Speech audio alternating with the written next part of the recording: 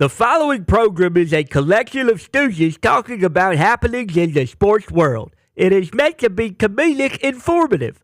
The opinions expressed on this show do not necessarily reflect the beliefs of their peers, their boss, or ESPN. There may be some cuss words because that's how humans in the real world talk. If you are young, please seek permission before watching any further. Hey. What? Let's go!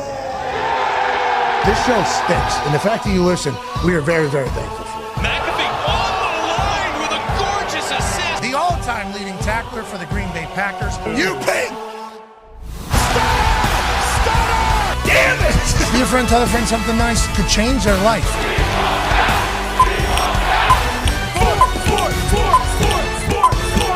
Hello, beautiful people.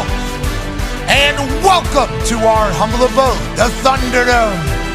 On this final boss, we're on the draft, Tuesday, April 22nd, 2025. This program starts now. Sports are happening all around us. Thank you for all the positive prayers and vibes for this year, Nick. That Gunther snatched up and choked me out on Monday Night Raw, the Raw after Mania last night. I went to a medical facility local over there in Las Vegas. I thought maybe I was going to have something with a C2, C3, maybe up here, something in the neck because of how it felt. But instead, I was deemed A-okay. I certainly lost consciousness last night, though, as the entire world watched on. And shout to the boys jumping the barricade and trying to get me. Now, I do have some questions.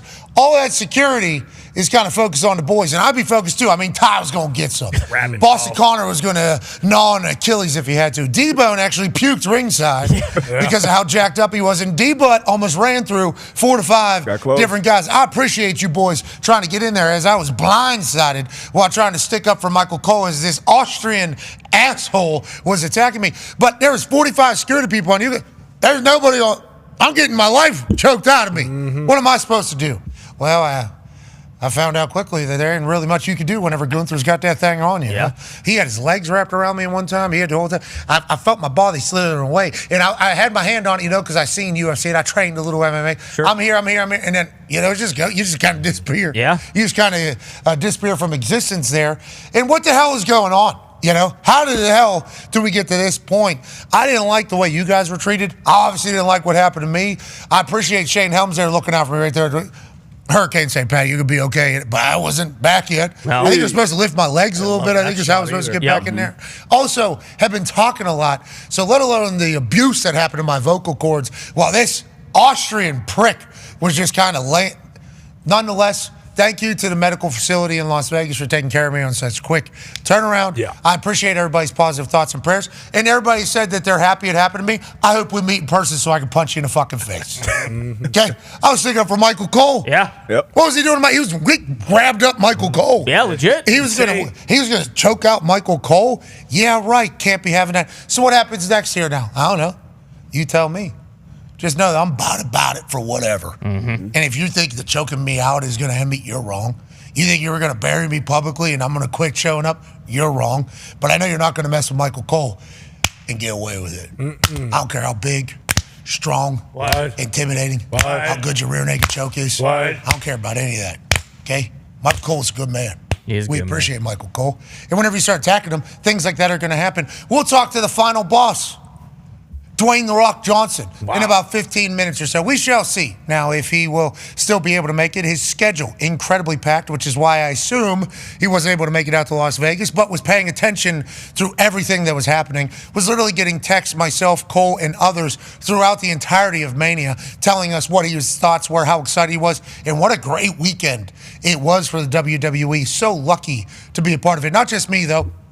Toxic Tables here at Boston Connor, at Ty Schmidt. Ty, I appreciate you trying to get in there and kind of clean up with what Gunther was doing. Without a doubt, man. I mean, we got a big week here. Okay, the NFL draft is right around the corner. That's typically one of our biggest shows of the year. So I agree with your sentiment. I don't know what the hell the security was doing. I mean, listen, we weren't out there trying to, create an all-out melee. We're trying to get to you. We're trying to help you out, and it's. We got a big week for the program. We got a massive week, exactly. You had just announced too about Coach McCarthy and everything. So there's a groundswell with everything that's going on with the draft, and then boom. They try to take you out. What are we supposed to do? Just sit there like a bunch of bitches in the front row? No way. I don't think so. I heard you guys cleared, 9-year NFL vet, D. Butch. I expected you, after I was hearing the story from you guys, because I didn't know what you got. To be honest, I didn't see much of it until we were walking back. Yeah. And then I felt surrounded by the crew. I'm like, how'd you guys get out? I was literally like, well, I saw D-Bone's face first. I was coughing, obviously. I had some blood coming up, actually. I don't know if it was from my lung or from my throat or whatever. Long week, a lot of talking or whatever. So as I'm coughing stuff up, I turn my head, and I just see D-Bone's big face, and I'm like, oh, jeez. Now is not the time, but how the hell did D-Bone get here? So then afterwards, we have a full conversation.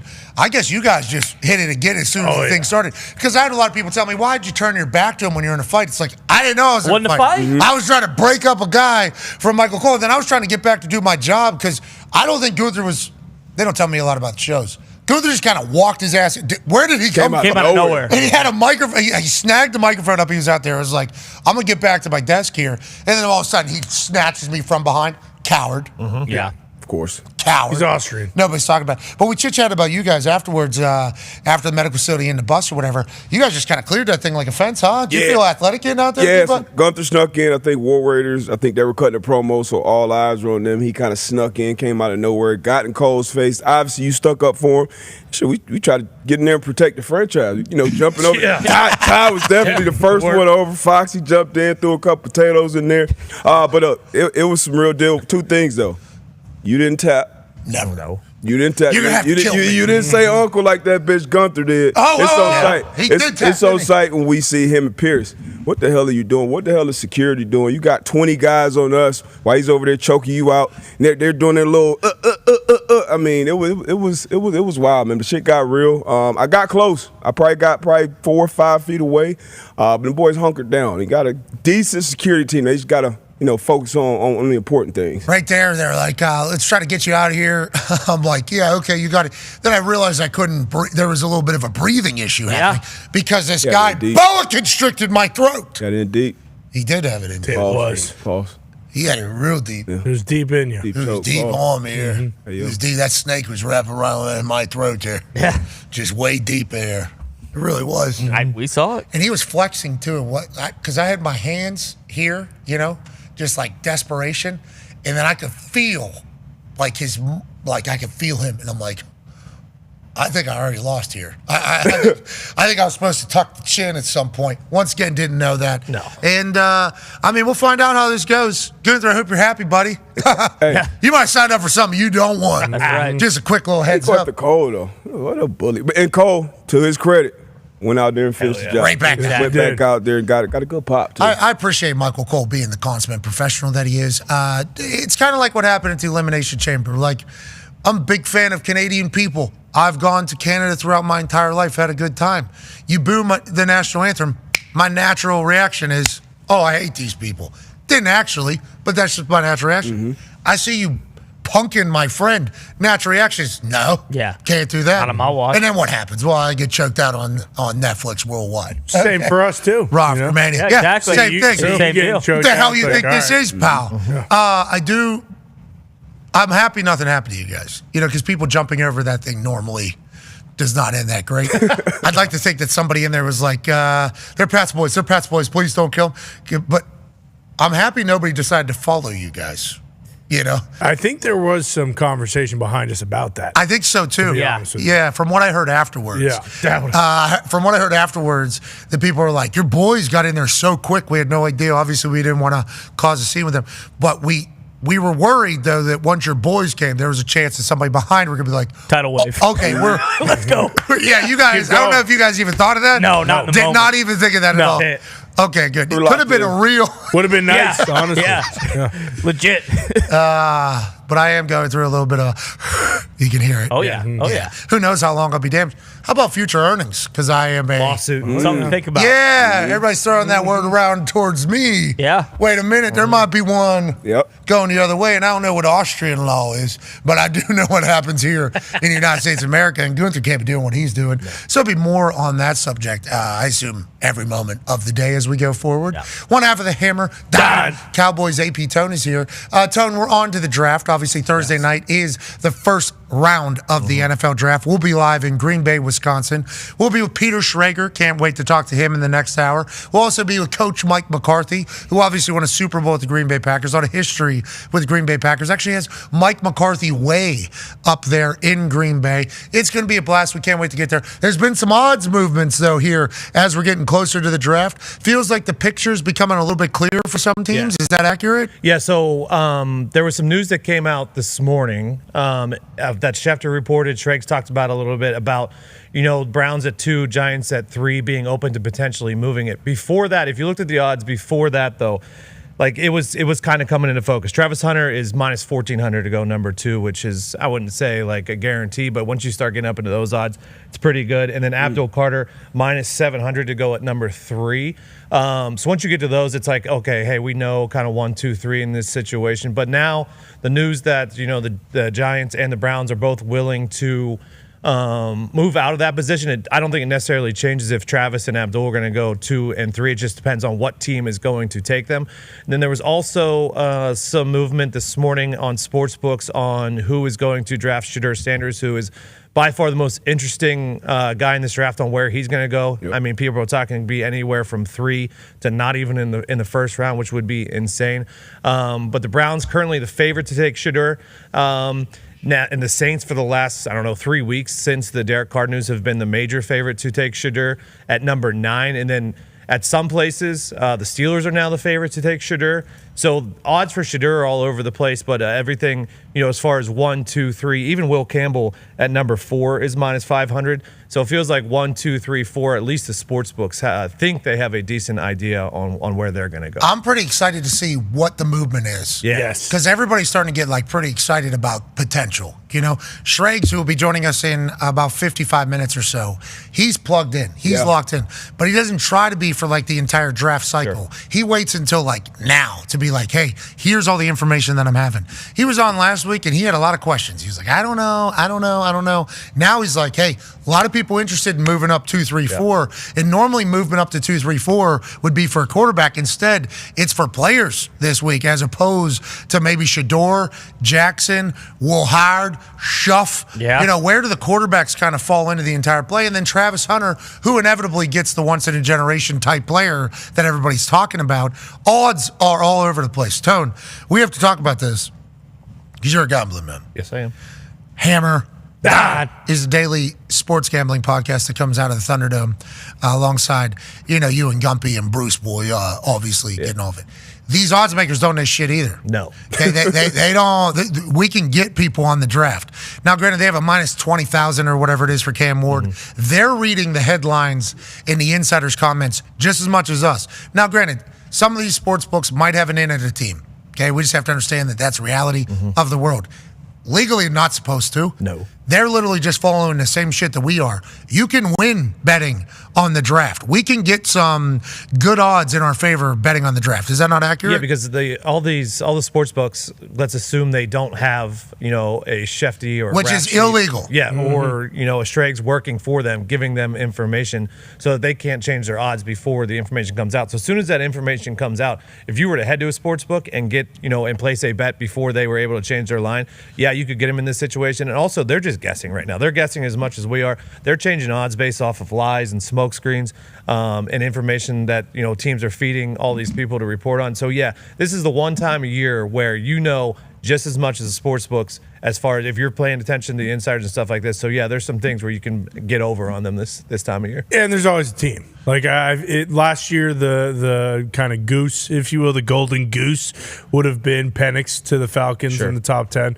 I forget what the exact odds were, but because of the Kirk Cousins thing, because of everything that the Falcons were trying to build, defensive head coach in his first year, them taking a quarterback, it was like plus 2,000 or plus 20,000. It might have been that high.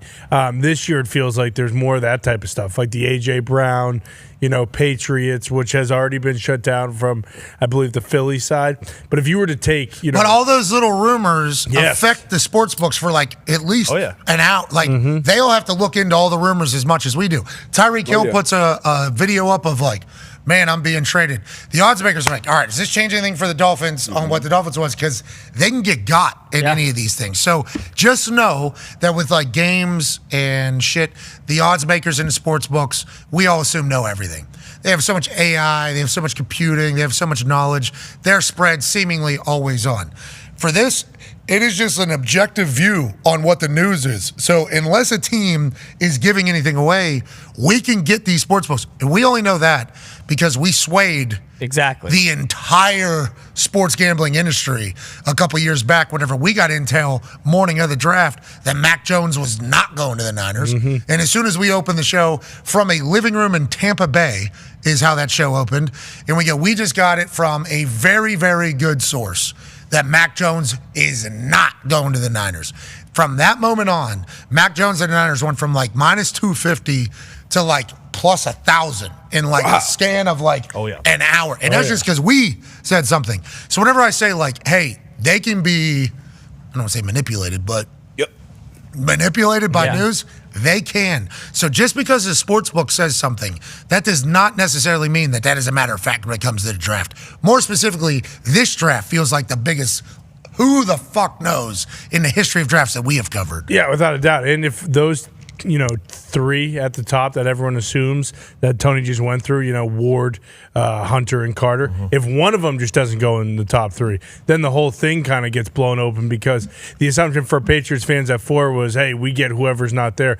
They're saying in New England, Will Campbell's going to go 4. If Abdul Carter were to drop, they're not going to take Abdul Carter. So all of a sudden it's like, okay, well, at 5, Jacksonville. But then Daniel Jeremiah just said that Will Campbell's not in his top 5 players or whatever. Not in his top 10 Top anymore. 10 players, Jalen but Walker. it's a number 4 overall pick. So it's like all these odds makers are doing the same thing that we're doing. They're going, wait a minute, we thought we had Will Campbell locked in, and then all of a sudden Frames is like, I don't think so. Like, that's all it takes on a draft night. Well, same with like Ginty, and they're saying like Ginty, Carter, and Hunter are the players that would be traded up for. Well, at 4, you would assume the number 4 overall pick. The Pats could move back if someone loved Ginty, and that's when the Will Campbell thing comes in handy, and that's where you could bet like Patriots, Will Campbell outside the top 10. What we're saying is this is gettable. Oh yeah, very. Now, with that being said, you can get got too. Like all these boys did on the casino floor out at Vegas. You can certainly get got, but there's a chance that we can get them too in this entire thing. To your point, like even at 5 with the Jaguars, I think it was Charles Robinson of Yahoo who works out of his car. We've had him on a few times. He reported he doesn't live in his car. No, he works out of it. Yes, he's always he reported he would be shocked if the Jaguars didn't go with an offensive weapon at 5 and was talking about Liam Cohen potentially seeing Tedero McMillan as his Mike Evans or whatever. And Tedero McMillan's odds at 5 went from like plus 4,000 to plus 650 or something plus 650 right there. So like just that report, like just move things this weekend. It's crazy how that works. I mean, that is crazy. It would be hard to pass on Mason Graham right there just because of the dog he is. And then it always comes back to the quarterback discussion for me because it is smokescreen season, and the conversation around these quarterback classes, like, hey, we only see one true first rounder. Where's Shador going to go? Where's Dart going to go? What's the over under on quarterbacks in the first round? Was that 2.5? 2.5. 2.5. Okay, so even with Milroe, I feel like it's been a little more conversation Overs about minus 140. him. Okay, see that may be.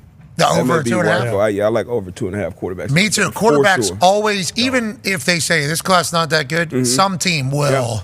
Even if somebody trades back in at the tail end, which is kind of what the narrative has been for like the last 4 or 5 days. Because everybody thought maybe quarterback goes in the top 5, top 10. That's where you pick your quarterback. Then Schrager and every other insider's like, teams that need quarterbacks, they value what each pick is worth. So look for maybe a lot of movement at the tail end of the first round, much like what Green Bay did with Jordan Love a few years ago to kind of get back into the game. So who knows how many quarterbacks end up going, especially with how the first 15 rolls out. Well, and it seems like, same. You mentioned him, Shuck, however you want to say it. Like now, if you turn on ESPN in the mornings, like he's starting to get like the big time pure thrower. Exactly. If you just look at his his intangibles and his measurements, you'd say, well, how isn't this guy the best quarterback in this draft? So I feel like there is a chance that Maybe we get 4, maybe we get 5 guys if Milroe maybe goes 10. too. Maybe 10. Maybe 10 quarterbacks in the first round. To this point, I was listening to Bucky Brooks and Lance Zierlein this morning. Lance did a 10-year study. Only 6 quarterbacks have gone in the second round over the last 10 years because these second-round quarterbacks that should be second round, they all get bumped up to the first round because everybody's scared to death. So they're either going in the first or the third. Like the second thing doesn't rarely happen, so they get bumped up, and that's why these quarterbacks go over 2.5 in the first. Which is why this quarterback class kind of reminds you more so of like the Kenny Pickett draft versus the other, because the Kenny Pickett draft was Kenny Pickett's a Super Bowl champion. Kenny Pickett's great, and he's got good moxie, and he changed college football forever. Bingo. Try and fake slide. Guess what happens? 15 yards, bitch. But if Kenny went 21, and then all those other guys went after. I think that was the Purdy draft. Yeah. Malik Willis. Yeah, Malik Willis. And leading up to that, do you remember the conversation leading up during that week was Will Levis is going 4 overall. Will Levis is the guy. He's going to go, and he ended up dropping to the. Yeah, Malik, though, gave a jacket to somebody at Combine. Bingo. And he was going to be the guy. The Lions were supposed to take him at 2, I remember. Yeah, so instead I of don't Aiden Hutchinson. I don't want to hear Tyler Shuck's name this week, is kind of my point. Guy can spin it. You don't know. I've seen clips of him spinning into the dirt. Okay, there was one throw from the Combine that nobody talked about. Everybody talks about Will Howard's day. Nobody's talking about the Combine. Sidestep, sidearm, missed by 10 yards. Look cool, though. It did. Throw that happens. We'll see what comes to be real and what is fake on Thursday night. Speaking of real, let's talk about the realist. Ladies and gentlemen, joining us now is the most famous person that I've ever encountered, potentially the most famous person on earth right now. I think he is. He walks into any room in any country on planet, and let's just say another planet too. Everybody would say, what the hell is that? And then somebody would say, you know what that is? And they say, yes, ladies and gentlemen, the director of the board at TKO. Obviously, massively successful actor, Mount Rushmore professional wrestler, friend of the program. Ladies and gentlemen, Dwayne "The Rock" Johnson. You look jacked. You look jacked, Rock. How you doing, brother? Wow, you Papa Tui using handsome son of a bitch. Listen, you looking jacked. How are you feeling after last night? Well, I went to a medical facility in Las Vegas. Thank you for asking. Did not expect Gunther to try to pop my head off of my body, but he attacks Michael Cole. Obviously, you and I both. You attack one of my boys.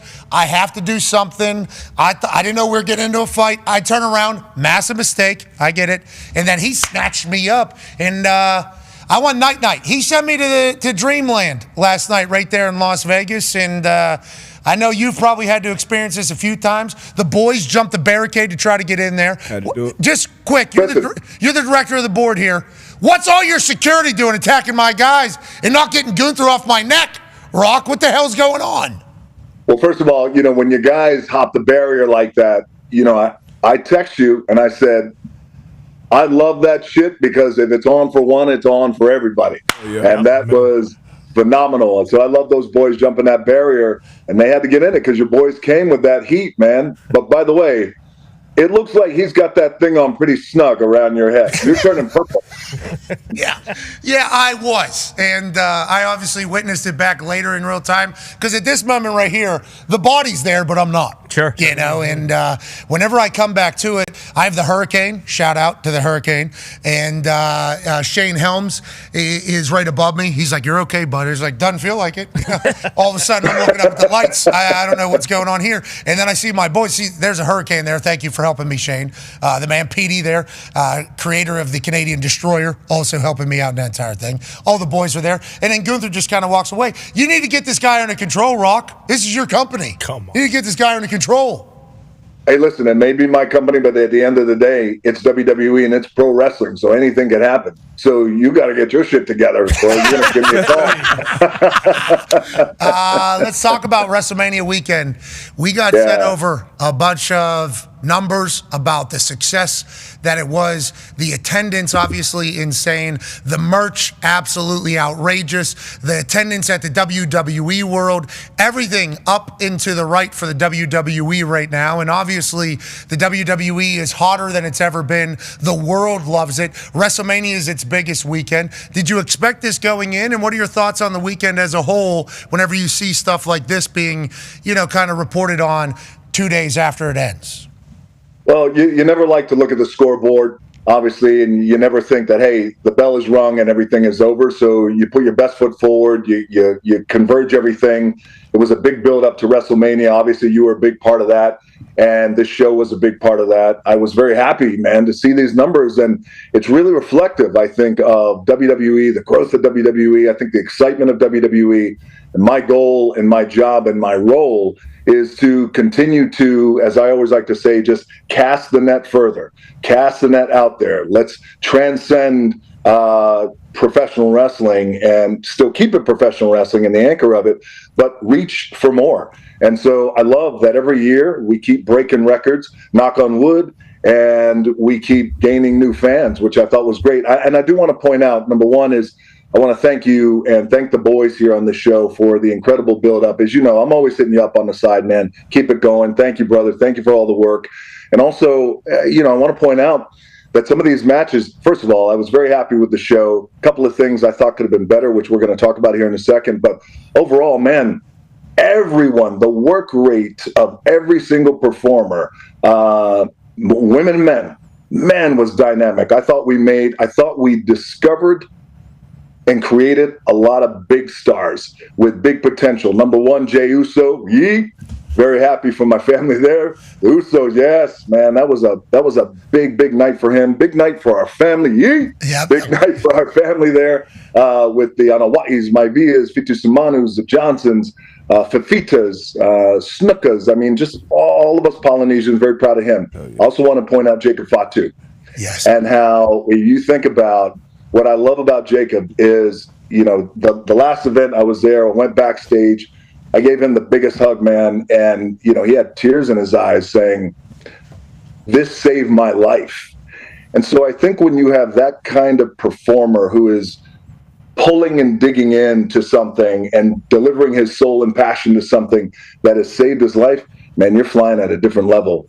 And fans could feel that, and fans love that. This is why the guy goes out there, and he's supposed to be the, quote, heel in the match.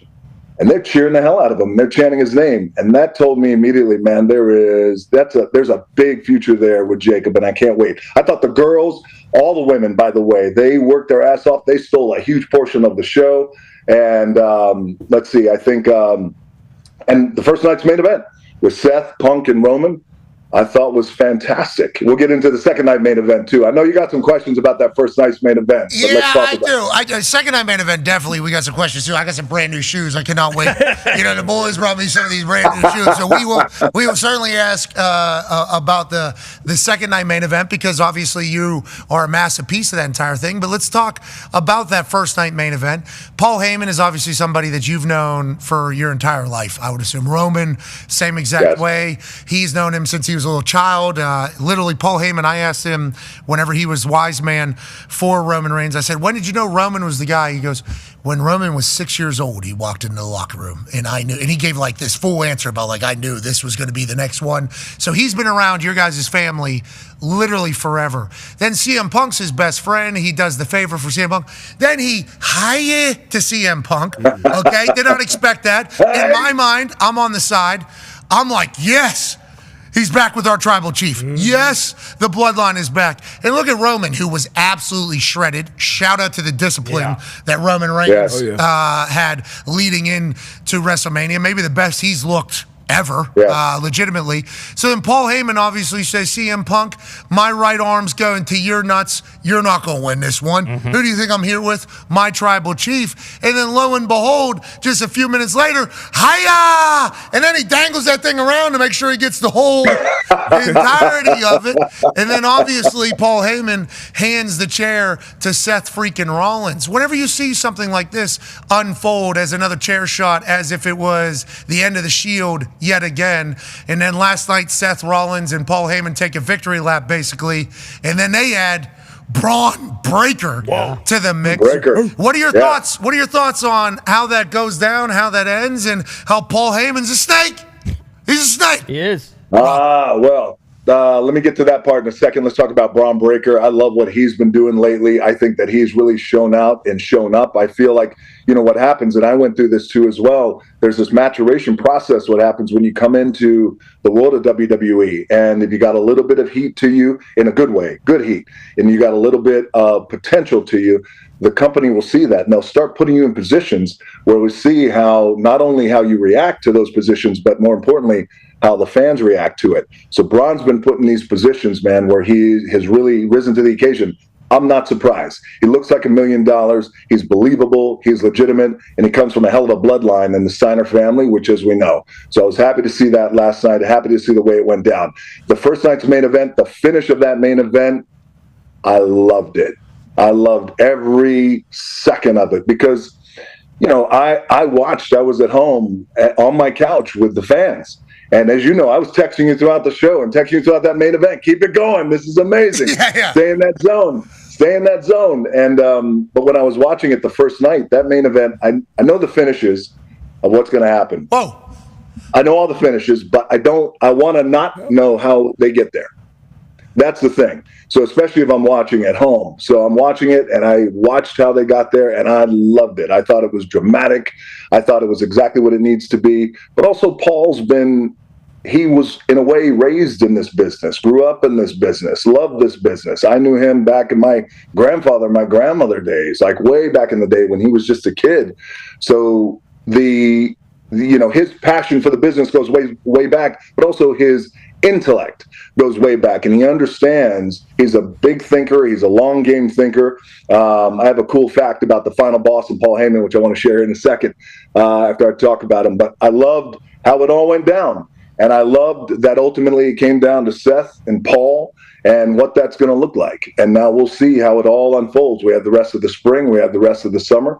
But I loved every moment of that. You know, and look, I thought, shout out to Roman. He came in incredible shape. I think every year he is dialing it in more and more. I think this idea of people calling him a part-timer really fuels the fire in him to show you, man, I'm a lot of things, and you want to call me a part-timer, but the company is still on my back. And now watch what I do. And he comes in incredible shape. I thought Seth, as always delivers. He's our Superman.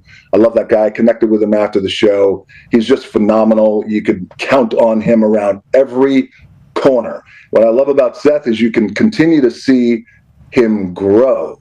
And you can continue to see, it's like, you know, when I told Cody a month and a half ago, or maybe longer, hey, I don't want your title. I want your soul. Yeah. And then Seth followed it up, I think the following week, says, I don't want your soul. I want that. You know, and as simple as he made it, he still made it powerful, and then here we are. So I love what those guys did last night. Okay. Loved it. Okay. I'm sorry, on Saturday night, I loved it. Now let's get to your soul talk, okay? Let's get to the soul talk. Because what we saw at Elimination Chamber, when, you know, you ordered the to John Cena, and we see John Cena's face go from, oh, you can't see me, hustle, loyalty, respect, to the last time is now. And then he shakes Cody's hands, and then he kicks him right in the dong. Okay, and then obviously all roads lead to the main event of WrestleMania Sunday, night 2 in Las Vegas. Here we go. What were your thoughts whenever you're watching that? Obviously, you're pulling for John Cena, who's your guy.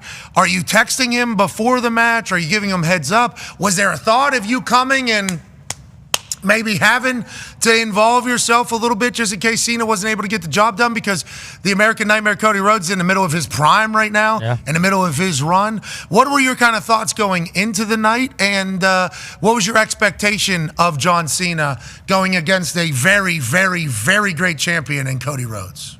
A very great champion in Cody Rhodes. Now keep in mind, for us here and all the fans, speaking as DJ, as Rock, director of the board, and not final boss, I got to tell you that let's start with the ending, and let's start with John becoming the 17-time heavyweight champion and legitimizing himself as being, without question, the GOAT. Period. He's on Mount Rushmore now. Got to kick a guy off to put him on. I think now Dusty goes in the back. He was always on my Mount Rushmore. He goes on the back there with me. I'll be raising my eyebrows back there in the back of Mount Rushmore. But you know, I think that, you know, the way John, at the end of the night, John raising that title That was the bottom line. That was the North Star. And I loved it. And I love that moment. I think he's going to go on to have this insane run as a heel. And what I love about this, what I love about John is, I like to think that I keep not only my finger on the pulse of things. You and I have talked about this. Don't keep your finger on the pulse. Put your whole hand on the pulse of things. And that way, things meaning the fans and their sentiment. And I love that the fans are so engaged. They're so connected to John's heel run now. I see a few fans saying that, oh, well, I really don't believe he's a bad guy, so he's playing a bad guy. But here's the thing. You don't have to believe that he's a bad guy. You know why? Because he's not a bad guy. He's a good guy. Good guy, I mean, I've known the guy for 20 years. We've gone up and down, to hell and back. We talk all the time, text all the time. He's not a bad guy. He's telling the truth now. And you could feel that in his delivery, man, because he's telling the truth. This is 25 years of imagine going out every single night for 25 years, every night, regardless of where you're at, and know that you're going to get cheered and know you're going to get booed. And in some places, it's even harder. You're going to get booed out of the building. That's a hard psychological place to be. I give John so much credit. When this heel turn, we talked about this heel turn a few months ago, and then he did it in Toronto Elimination Chamber, which we're going to get to in a second. I said, brother, I give you so much credit, and I hope you are exhilarated right now because what you are attempting to do takes guts, and you are putting it all on the line because there's no blueprint for a heel John Cena. It's not like we could go back and look at the books and go, okay, when John turned heel back in 2015, it worked well. Here's what happened well. Here's how we're going to make it improve. We don't have that. So he was creating it as he went along. He was crossing T's and dotting I's as he moved forward. And I thought he was brilliant. And I can't wait to see this heel run for the rest of the year. Who knows what's going to happen? I love that there is a specific amount of dates that we have John for. And I love his connection to the audience. Again, he's not a bad guy. He's not trying to play bad. He's just talking the truth. And he said, hey, I'm fed up with this shit in terms of this really messed up relationship that we had. Okay, so with the fans. So I got a call about a month before Elimination Chamber. I get a call from Ari Emanuel, who we know owns TKO. TKO owns WWE. He's been my longtime business partner and one of my best friends for over 20 years. He said, we need help at Elimination Chamber. Ticket sales are a little slow, but beyond that, he goes, what we are finding is with Elimination Chamber, it's become the pay-per-view that's been interesting. Fans have had fun, but it's also the conduit to WrestleMania. And how do we create a Elimination Chamber that people must tune in to see? How do we create that? And he goes, right now, we don't have that. And he said, will the final boss show up? I said, well, let me give it some thought and let me get back to you. So I gave it some thought. I got back to Ari. I got back to Triple H and Nick. We had a call. And I said, I have an idea. What's most important to the final boss? The most important thing to the final boss isn't titles. It's not money. It's not fame. Been there, done that, and grateful for that. Final boss wants your soul. And what does that mean? What that means, that doesn't mean, hey, the final boss wants you to act like this, be like this at his beck and call and treat you like crap and make you do all these things that are unbecoming or embarrassing. That's not what the final boss wants. That's not how the final boss flies. No. What that means is whatever you could think of in your head. So Cody Rhodes, whatever dreams you have, whatever ambitions you have, even if they're dark, even if they're amazing and they're full of light, even if they're scary, whatever those are, you tell the final boss he's going to make it all happen. You wave that magic wand, he'll make it all happen. So when it comes to giving me your soul, giving the final boss your soul, that is what you want, not what the final boss wants. And so what does the final boss get out of that? I get your soul for life. That's what the final boss gets out of that. So now we go into Elimination Chamber with this idea of, will Cody Rhodes sell his soul to the final boss? And my thought at that time, and you and I might have even talked, I know we talked about this, was it was a litmus test to find out, in my opinion, how will fans respond if Cody sold his soul to the final boss? Let's get a temperature check on this. Let's establish it. Let's anchor it in. And you come to find out that there were a lot of fans who were saying, sell your soul. Yeah. This shit is going to be crazy. Whatever it is, it's compelling. It's going to be great. Let's do it. Sell your soul. So I was an advocate of that, not turning Cody heel soon. But eventually, down the line, I like the idea of that because Cody's a smart guy. He's an intelligent guy. He's a ring general. And I think this idea of you give him a reason to turn way down the road, by the way. You give him a reason to turn, not based on titles, not based on this, but it's his soul and what that means that affects generations. It's transcendent beyond pro wrestling, and fans were loving it. As we got closer to Elimination Chamber, we were kicking ideas around, myself and Triple H, and that's the fun part, by the way. I've been kicking ideas around with Triple H for 20 years, dude. Just always having a great time with him and Nick and my team as well. And Triple H said, you know, what about this? What about John turning? I said, I love it. I love it. The next question is you got to talk to John, see how he feels about it. And, you know, in a moment where you have this shift and click moment, and it happened to me when I was a pure baby face, I got booed out of the building around the world, and they took the title off me my rookie year, and they sent me home the summer of '97. And I didn't know what I was going to do. I just knew this is not going to work for me. I don't even know if I have a future in pro wrestling. I get a call from Vince and says, I'm going to bring you back as a heel and be part of the Nation of Domination. I said, that's great. I love it. But just give me 2 minutes on the microphone to speak from the heart. And he did that, and things changed immediately that night. It's the same thing with John. John loved this idea of turning heel, but he's like, but you know what? There's an anchor here that I'm going to root it in, which is a real thing that I've been experiencing over the years, past 20, 25 years. So when we were moving forward with John, and this idea of him getting crowned at WrestleMania and becoming 17 and turning heel, and then being a heel champion, I knew then the best thing for the final boss, we've established this idea of Cody's soul. We can always come back to it. I did feel, and I made the call, I don't want to be involved in that. Step back. Let the final boss step back into the shadows. Let all the spotlight go to John. Let it go to Cody. Let's not make it about Cody's soul eventually or John's soul. No, let's let them do what they do.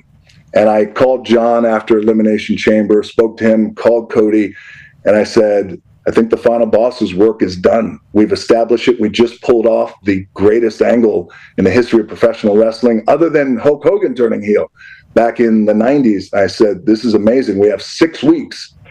Now, let's build. You guys go and crush it, and I'll be right there with you, and I'm always here if you need me, but I think it's best for the final boss not to be involved in that finish. You guys go. So they had 6 weeks to plan for that. So I love the finish of the match. I would have finessed things a little differently on how they got there, but that's just me creatively. There are a lot of minds in the room. That's my thought. But still, ultimately, the bottom line was I love John getting 17. And I never had a concern about John pulling this off. My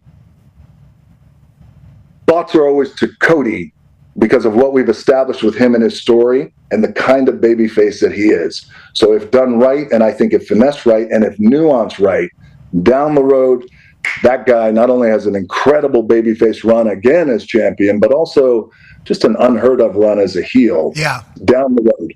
Let's talk about you saying the final boss needs to step away to, kind of let the spotlight be where it should be with John and Cody, who, potentially you talk about John being the GOAT. There's a chance Cody, when it's all said and done, is also trying to vie for a spot on that Mount Rushmore rock with his dad on the backside with you raising your eyebrow. A lot of people just assumed you were going to show up.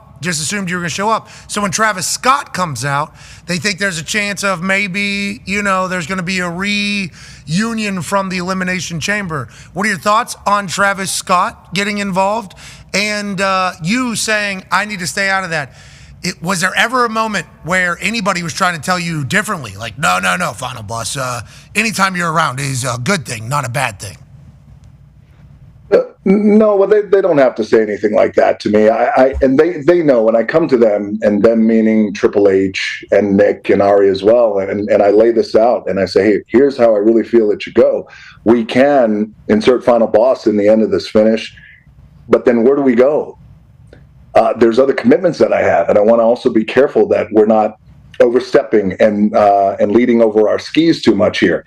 Can get involved in the finish, and I said, but why get involved in that finish when the spotlight should just be on, in my opinion, John 17, heel champion? What does 2025 look like if this man is saying he's going to ruin professional wrestling?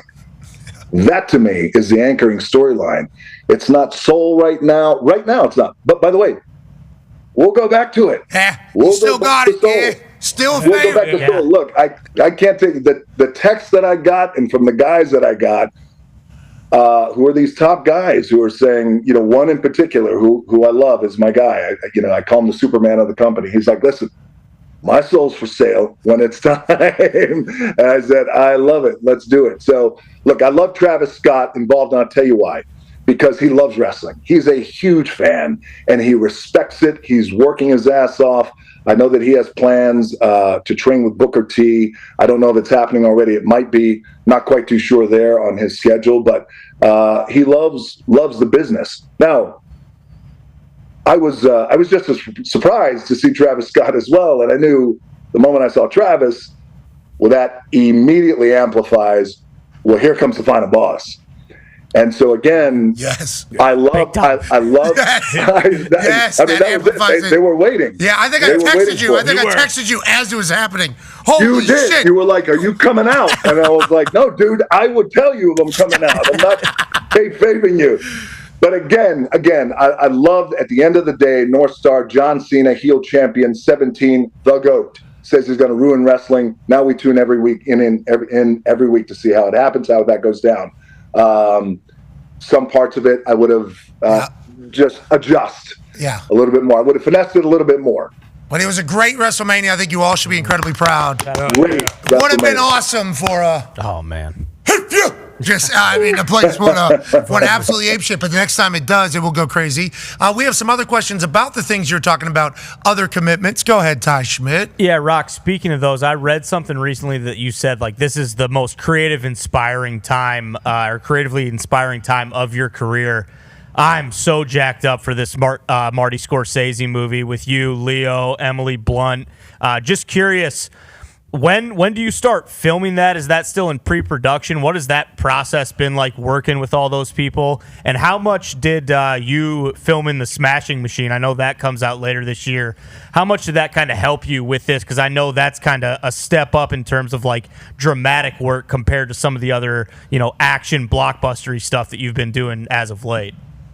Yeah, I've been wanting for some time now, since about 2019. I've been trying to listen to this voice, like in my gut, behind your rib cage. We all have that voice where it's just gnawing at us behind our rib cage. It's up to us whether we rip our rib cage open and listen to it, or if we keep that voice in there, we don't listen to it. So I had been wanting for years now to chase the challenge and be inspired by the challenge. I love making the bigger blockbuster movies. They're a lot of fun. They're hard as shit to make, and a lot of people enjoy them, hopefully, knock on wood, around the world. But I wanted more, and I wanted a challenge, and I just wanted the opportunity to disappear into something and disappear into a part in a role that would really challenge me in ways that I've never been challenged before. And on top of that, I know it sounds crazy, but to be nervous, man, and in a way, like you're buzzy. Like, how am I going to do this? I don't know how to do this. And that happened on the Smashing Machine with Benny Safdie and A24, and of course Emily Blunt. And then that led to us having a conversation, myself and Emily, about what's next. And I was telling her, I said, what's interesting about Hawaii is, in Hawaii, what I love about growing up in Hawaii is you go to Hawaii, and I'm sure a lot of us have been to Hawaii. You go to Hawaii, it's beautiful. It is the most beautiful place on the planet. Pat, you were there. I saw you send me pictures when you were there, right? Got engaged there. Shout out to Hawaii. Shout out Ooses. Shout out to all the Ooses. And the Moana. Moana's everywhere. Yeah. Shout out. Yeah. Shout out. You can feel, man. And You for can the feel root, mana. I believe that's the drink. Yeah, there's a lot. Yeah. And to the The natural. kava. Yep, all of it. Yep, right. Yep. I'm down with all the you stuff. Yeah, all of it. Tattoo. I don't have enough time to get the tats or the toughness, but I'm down with Hawaii. Love the place. Favorite place on earth. It is absolutely beautiful, and you feel that mana. And I was telling Emily, what happens is when you go to Hawaii and you enjoy the beaches, the sun, the tourism, the events, the entertainment. You go 2 miles in a different direction or 3 miles in a different direction, it's a different world. And you better be careful of where you go. You better be careful about what you say and how you say it.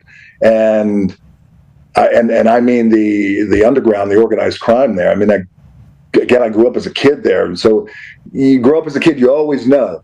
So we were talking about that. And then about a week later, we were on a plane going to Japan to finish Master Machine. And Emily had said to me, hey, you ever a guy named Wilford? And she didn't know his last name quite well. And I said, Wilford, I'm not quite too sure. She goes, Nappy.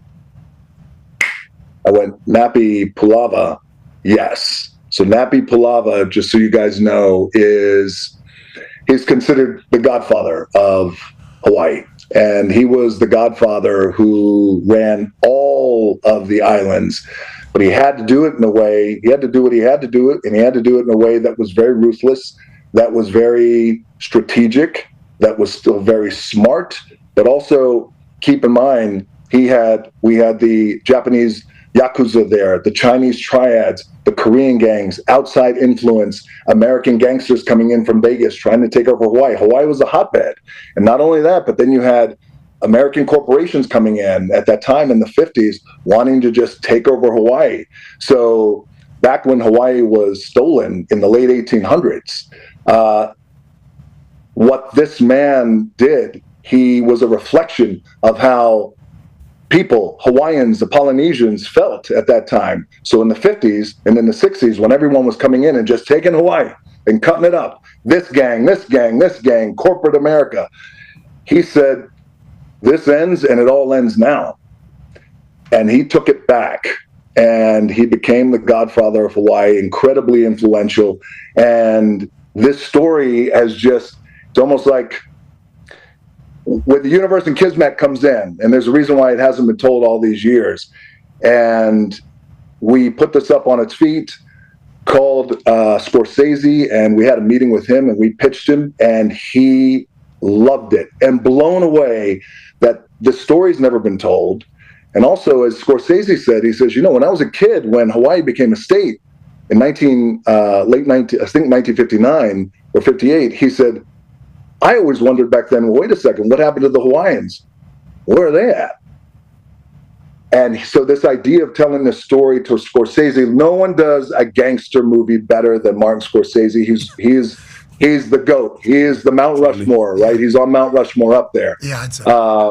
With the directors. No one does it better than him. But what has really, I think, energized him with this project is this idea that a man stands up. Yes, a gangster. Yes, the Godfather. Yes, ruthless. But also he stands up to reclaim what was originally stolen. And that was culture and that was land. And how about this? I've had the privilege of spending days with Nappy Pulava, Uncle Nappy, and his wife Marlise, Auntie Marlise in Hawaii, and it has been incredible. He's almost 90. He is sharp as a whip, and it's been an incredible process. So when we talk about creatively, for me, just this incredible process to get to know this man and spend time with him. Nick Bilton, who's I'm also going to write a book based on this. Well, my co-writing author is going to do most of the writing. I'll just say yes. You'll be there, though. But anyway, this process, brother, has been amazing. Thank you for asking about that, and I cannot wait because again, it's just this opportunity to tell a story that's never been done. And as I've been talking to Nappy, and I'm telling him, Uncle, first of all, he whispered something to me the other day, and when he talks. First of all, you go into a restaurant. As you gave me the beautiful entrance, thank you. I appreciate that. We went into a restaurant, Mama's Fish House over there in Maui. And you walk in, and I walk in. Sure, I might turn a head or two. but I'm walking with Napi Palava, and this is the Godfather of Hawaii. And when I introduce everybody to him, the wait staff and everybody, it's really beautiful as they say hello to us. They say, "This is my Uncle Nappy." They take their time and they say, "It is an honor to meet you and to have you here." And after all these years and him doing everything that he's done, when he speaks, you really listen because he'll draw you in. And he knows. He'll talk softly, quietly. And he pulled me in and he goes, "Look, I love you." He said, "I love you with all my heart. I trust no one else but you with this." And I said, "Uncle," I said, "do you have any regrets?" He said, No. He goes, "I'll tell you why. Because in life, there's right and there's wrong. And if you're going to live right, then you go for it and you live right." He goes, "Right on. You go live right. Live right." He said, "But if you're going to live wrong, you can't ever not accept everything else that comes with it. I have no regrets." Beautiful. So that's going to be the Martin Scorsese project, man, with Emily and DiCaprio and Nick Bilton writing. I can't wait. Yeah. Next year, we're going to start shooting. Next year. Let's go. So hold on. Yeah, the reason why he asked is because all of us who are fans of yours, and I think at this point we'd be able to say friends of yours, which is an honor just in of itself, to see you get a chance now to do like a, I don't want to say like award bait, but like, oh yeah, you're teaming up with Scorsese to tell a Godfather story that's never been told, let alone like the historical relevance that Hawaii has, not just the United States of America, but to the world. Obviously Pearl Harbor happens, but then like everything that takes place just from my wife and I visiting over there and learning about those islands and how important they are, like almost a linchpin to the entire world. I cannot wait to watch you do your thing in there. I cannot wait to watch you win some awards. I can't wait to watch you get the respect that you've earned in this entire thing because you're a commitment not only to your people, but to your craft. And we can't wait to see you come back to the WWE. And I personally would like to say, thank you for Papa Tui, brother. Yeah. I mean, unreal. I'm on a full, this is the first time in my life. I'm a white trash kid from Pittsburgh, okay? So having a full face plan and lotion and moisturizer, never in a million years. Skincare routine. Never in a million years would I do that. So then I see you on your Instagram be like, "Hey, I created this thing, Papa Tui." And you basically said to me through your phone, "You're allowed to take care of your skin." I was like, thank you, Oos. Thank you, Oos. So every morning I'm with you and Papa Tui. I appreciate the hell out of you for everything. You're the man. We appreciate you, Oos. Hey, listen, let me just say this. Thank you for saying that. I appreciate it. And I appreciate the Papa Tui shout out there. I do. You know, the thing about, I'll probably get in trouble with the Papa Tui board, but it's okay because I own the company. But we have a little announcement coming up with Pat McAfee, DJ, and Papa Tui. Coming up. It's coming up. And I will tell you, and I'll tell you this. I'll tell you, and for everybody listening, why this is just so. It's just incredibly authentic. First of all, it's our relationship and our friendship and our brotherhood. I love coming on the show. Love hanging out with the boys. We got to get together again. We'll go for another steak dinner next time we're all in the same town again. Hell yeah. On your time. So for everybody watching and listening right now, Pat comes in my trailer. It was for the show. I can't remember what show it was. Oh, it was in LA at the Intuit Dome.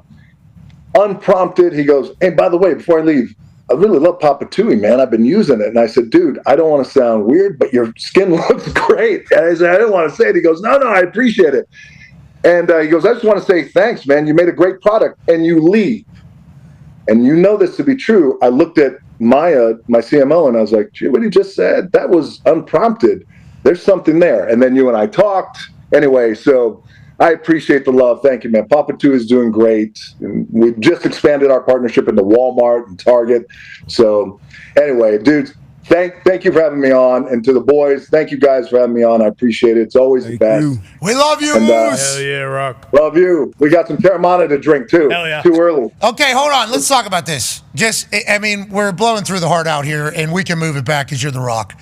Terramana, unbelievable. Yep. Moana, I mean, we didn't even get into live action. Moana 2 is unbelievable. This Oos Godfather movie that you're also writing a book for is going to be awesome. Can't wait. Just TKO, board of director of the board.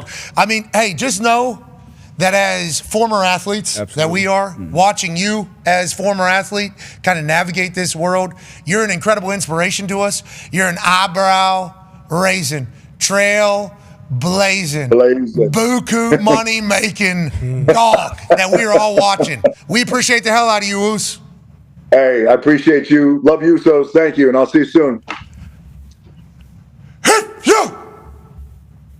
Hit you some man. Still got it. All right. Thank you, ladies and gentlemen. Glenn Johnson, we appreciate you.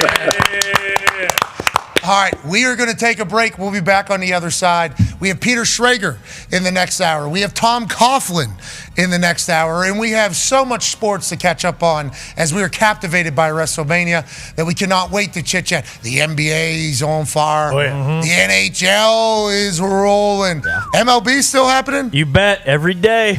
Every day. We'll talk about that different day. Yeah. All right, be a friend, tell a friend something nice that might change their life. We'll see you on the other side. There is a crowd of about 30 people moving through the back end of the business field here. And in the middle of it is this black Samoan man who has become the most famous human on earth. Great guy. Ladies and gentlemen, the GOAT, Dwayne "The Rock" Johnson. Yeah.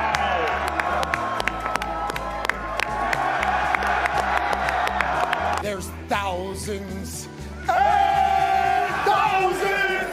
of people skipping class to come see your big ass. Listen, there is thousands and thousands of you skipping class. It doesn't matter if they go to class. Moana is one of the best animated films of all time. Okay, can't wait for the live action. Thank you, yes. You're welcome. We talk about Moana. What can I say except you're welcome? And we talk about Moana. Honestly, listen, kid, I could go on and on. I could explain every natural phenomenon. The tide, the grass, the ground. Oh, that was Maui just messing around. I could have let it buried its guts. Sprouted a tree, now you got coconuts. What's the lesson? What does it take away? Don't mess with Maui when he's on a breakaway. And the temperature here on my skin is a map of the victories I win. Look where I've been to make everything happen. Look at the me Maui just tickety-tapping. That's it.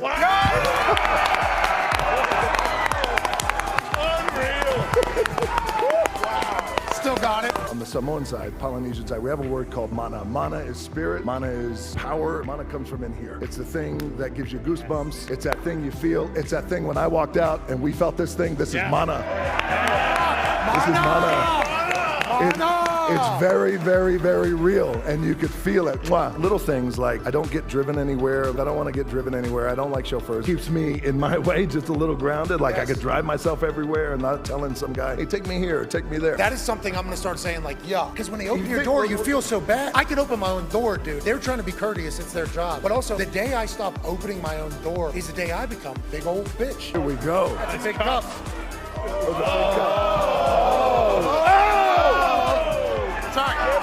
Sorry, Mike. And here's the iconic sound. You guys know it. This special Terramana toast goes out to Passion. Congratulations on your show. Very proud of you. Very proud of all you boys. And to all of you. Love you guys. Thank you for the support. Keep kicking ass. Cheers.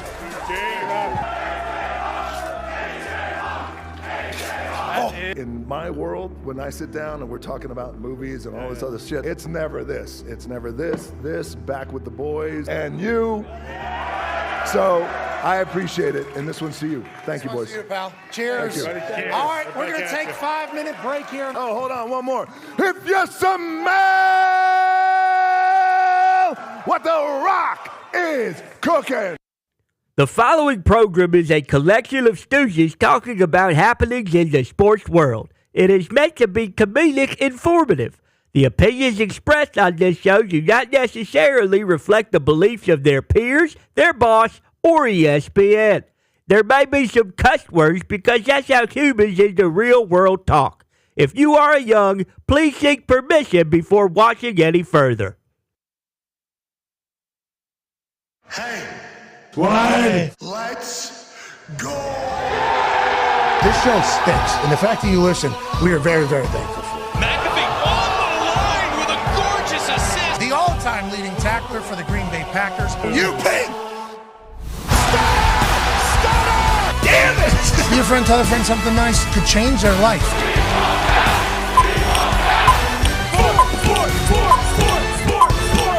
Hello, beautiful people.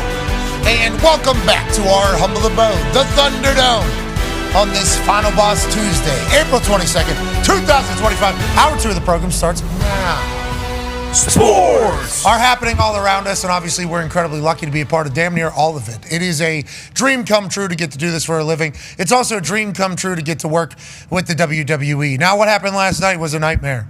As Michael Cole, my broadcast colleague, my great friend, and obviously the greatest of all time whenever it comes to WWE commentary, was viciously attacked by the former World Heavyweight Champion Gunther because Gunther tapped out. And Gunther didn't like the way we talked about it. So not only did he try to attack Michael Cole, which he would inevitably put a chokehold on. Michael Cole's a damn near 60 years old journalist at this point. And I, just break it up. Hey, listen, you need to get off my guy here. Then obviously Adam Pearce comes sprinting in. We think we have this thing under control. All right, hey, listen, you take a hike, pal. This is over here. You came out of nowhere. We have no idea where you came from. You're acting like an asshole. I'm going to go do my job. And then, boom, he attacks me like a jungle cat. He puts a boa constrictor around my neck. And then he puts me to sleep. La La Land is where I head to in Las Vegas last night as the boys jumped over the barricade to try to get my back. First of all, boys, I appreciate you. Anytime. Of course. Do it every day of the week. I appreciate you doing it. Gunther, is there legal action? I honestly don't know. Assume so. I honestly don't know what we got. That's not my style at all. Okay, we'd rather handle business in other ways. I have no idea what's next, but I know don't put your hands on Michael Cole. And if you do, there's a chance I'm gonna get involved. And even if you choke me out, I'm still gonna stand right back up and say, hey, fuck you. Okay, don't be doing that to my friend. Now you attacked me from behind. I found that very clever. Okay. Yeah. There was a moment where we were both staring at each other. It could have been a little bit of a time, but instead you wait for me to turn back around, to go back, do my job, keep the show going so you can continue to get paid. Yeah, exactly. Okay, so we can all keep lights on here. It's Raw after Mania. This is a big one. Instead, I get attacked. The boys come out. Whatever the case, nonetheless, was taken to a medical facility last night. They checked my neck. Obviously, everything's good. A little, as you can hear, a little rough. Been talking all weekend, though. Exactly, that too. It's very dry out there. So I didn't really know what all the damage was directly from Gunther, other than the fact that he restricted all the oxygen to my brain. Yeah. And I was no longer there. So, I didn't tap out last night, but I definitely got passed out last night.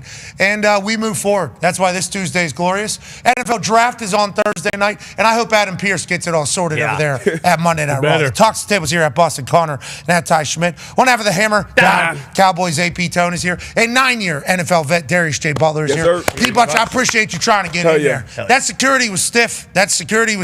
They were worried about you guys. They weren't really worried about the former world champion choking me out. They had the wrong focus for sure, but like you said, most importantly, you didn't tap out. You didn't embarrass the program. We jumped in. We didn't embarrass the program. We tried to kind of maybe dial up a little blitz on the run. We did. But the boys might be tapped in the trenches. You guys were cross dog? They might be tapped in the trenches because they were ready. And we were missing our linebacker. We needed forehead traps. We needed shoulders, but saw a lot of people asking that. It's on site. Joining us now, it is. Joining us now, ladies and gentlemen, is a guy who wasn't there last night. Could have used him. Sad. I'd say. Could have used him. Wouldn't it have been nice to see him just use his barbarian-like strength, too, to jump up over that? Oh, man. Him just doing one of these up over that thing, and then some security guy coming in. I got not that one. Trying to figure out who's AJ. And then AJ literally cobra striking one of these guys.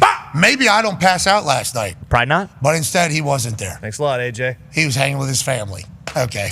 College football national champion, Super Bowl champion, Ryder Cup winner, absent last night as I get choked out in Las Vegas, AJ Hawk.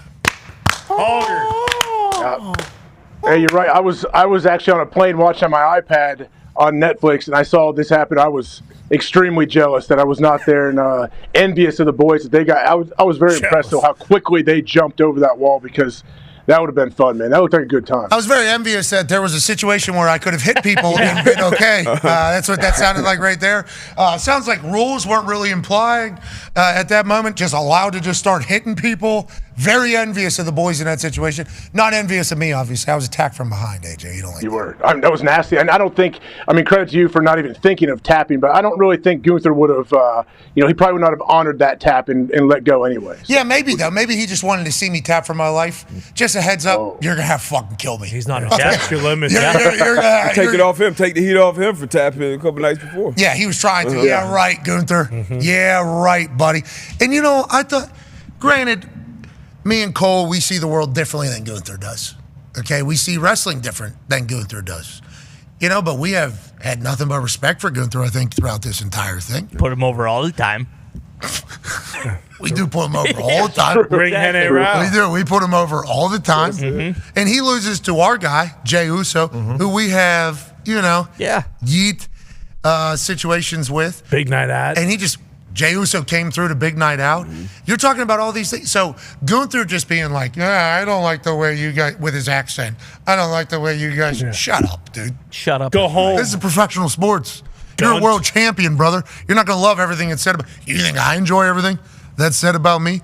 You see what LeBron did with Stephen A? That's how you handle it. You walk up and you say, I don't like what you do. You don't smack a 60-year-old man and then snatch him up. That ain't how you do it. There's no couth in that, AJ. So while you're sitting on that plane, you're just seeing what was going through my head. The entire place was screaming, you tapped out, you tapped out, you tapped. As he's talking to Cole, and in my head, I'm like, oh, this is going to amplify the entire situation for sure. They're kind of publicly embarrassing him. And then obviously Cole's like, hey, listen, can we shake hands here? Kind of get all this. So I'm not the one that tapped out. Cole did throw a little bit of a. He did. He couldn't help himself there. And then Gunther does his thing, and then there's so many wires back there. Good. I couldn't keep my feet so damn strong, And then, Cole almost lost his. Yeah, Cole's down and out there too for a little bit. Good punch. Thank you. Yeah, I've been hanging out with Wade Barrett, so I get the.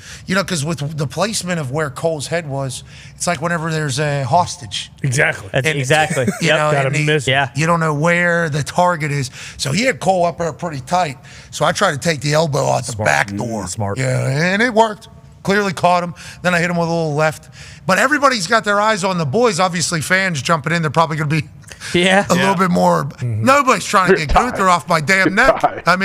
Adam Pearce is like, get him back, and then get him off. Yeah, exactly. How about that, Pearce? Jeez. Yeah, like you said, I wasn't thinking it in the moment. Maybe that is why, they kind of just converged on us because they thought, I did have my sweet Wrestlemania jacket on, so maybe they thought that it was. I think it's quite a flash. I know. So maybe they did think it was a couple fans. But again, who's making money for the company? Why the hell are they dealing with us over there? Let's go. Let's go get the guy who's calling the show every single Monday night. Hey, and I will say, WrestleMania weekend was fantastic. We're not going to let this Austrian asshole. Steal it or make anything negative about what the weekend was. Sure. And also, we have yet to say it. The Rock didn't even bring it up. Congrats to Dominic Mysterio. Congrats, Dom. What a win. Guy's a champ. Truly. Guy's a champion. Twice. Guy's over. He's defended it. Yeah. He is now certified. He's a certified champion in WWE. And we debuted same weekend. I was at NXT. He was handed WrestleMania, obviously. Sure. Oh. So, that's kind of how it goes. And the way he's acted since then and how disrespectful he's been to his Hall of Fame father is obviously something we've all watched. But he's undeniable at this point. The guy's Intercontinental Champion. And I'll tell you what, Las Vegas, just like us, got to the point where they're like, you know what? Man. Congrats to this piece of shit. Yeah, that's kind of what shit's on. That's kind of what they did. So congrats to Dom. What a win. That Fatal 4-Way match was insane. That was the exact ride I was taking on. When he won it, I still wasn't necessarily a Dom guy. A lot of us was booing. Connor was taking his victory lap for sure. When he ran out, kind of got halfway up the ramp and then ran back in the ring to get his moment, I was like, all right, I'm a Dom guy. He is absolutely. Oh, you're saying when he came back in when to he take the victory lap? he came back. Fuck, I got to take this moment. Boom, got back on the turnpike. That was awesome. He's a piece of shit, but he's our piece of shit. Yep. Well, he's yours. He's not necessarily mine, but I am certainly proud of him. But yeah, him just saying, you know what? Yeah.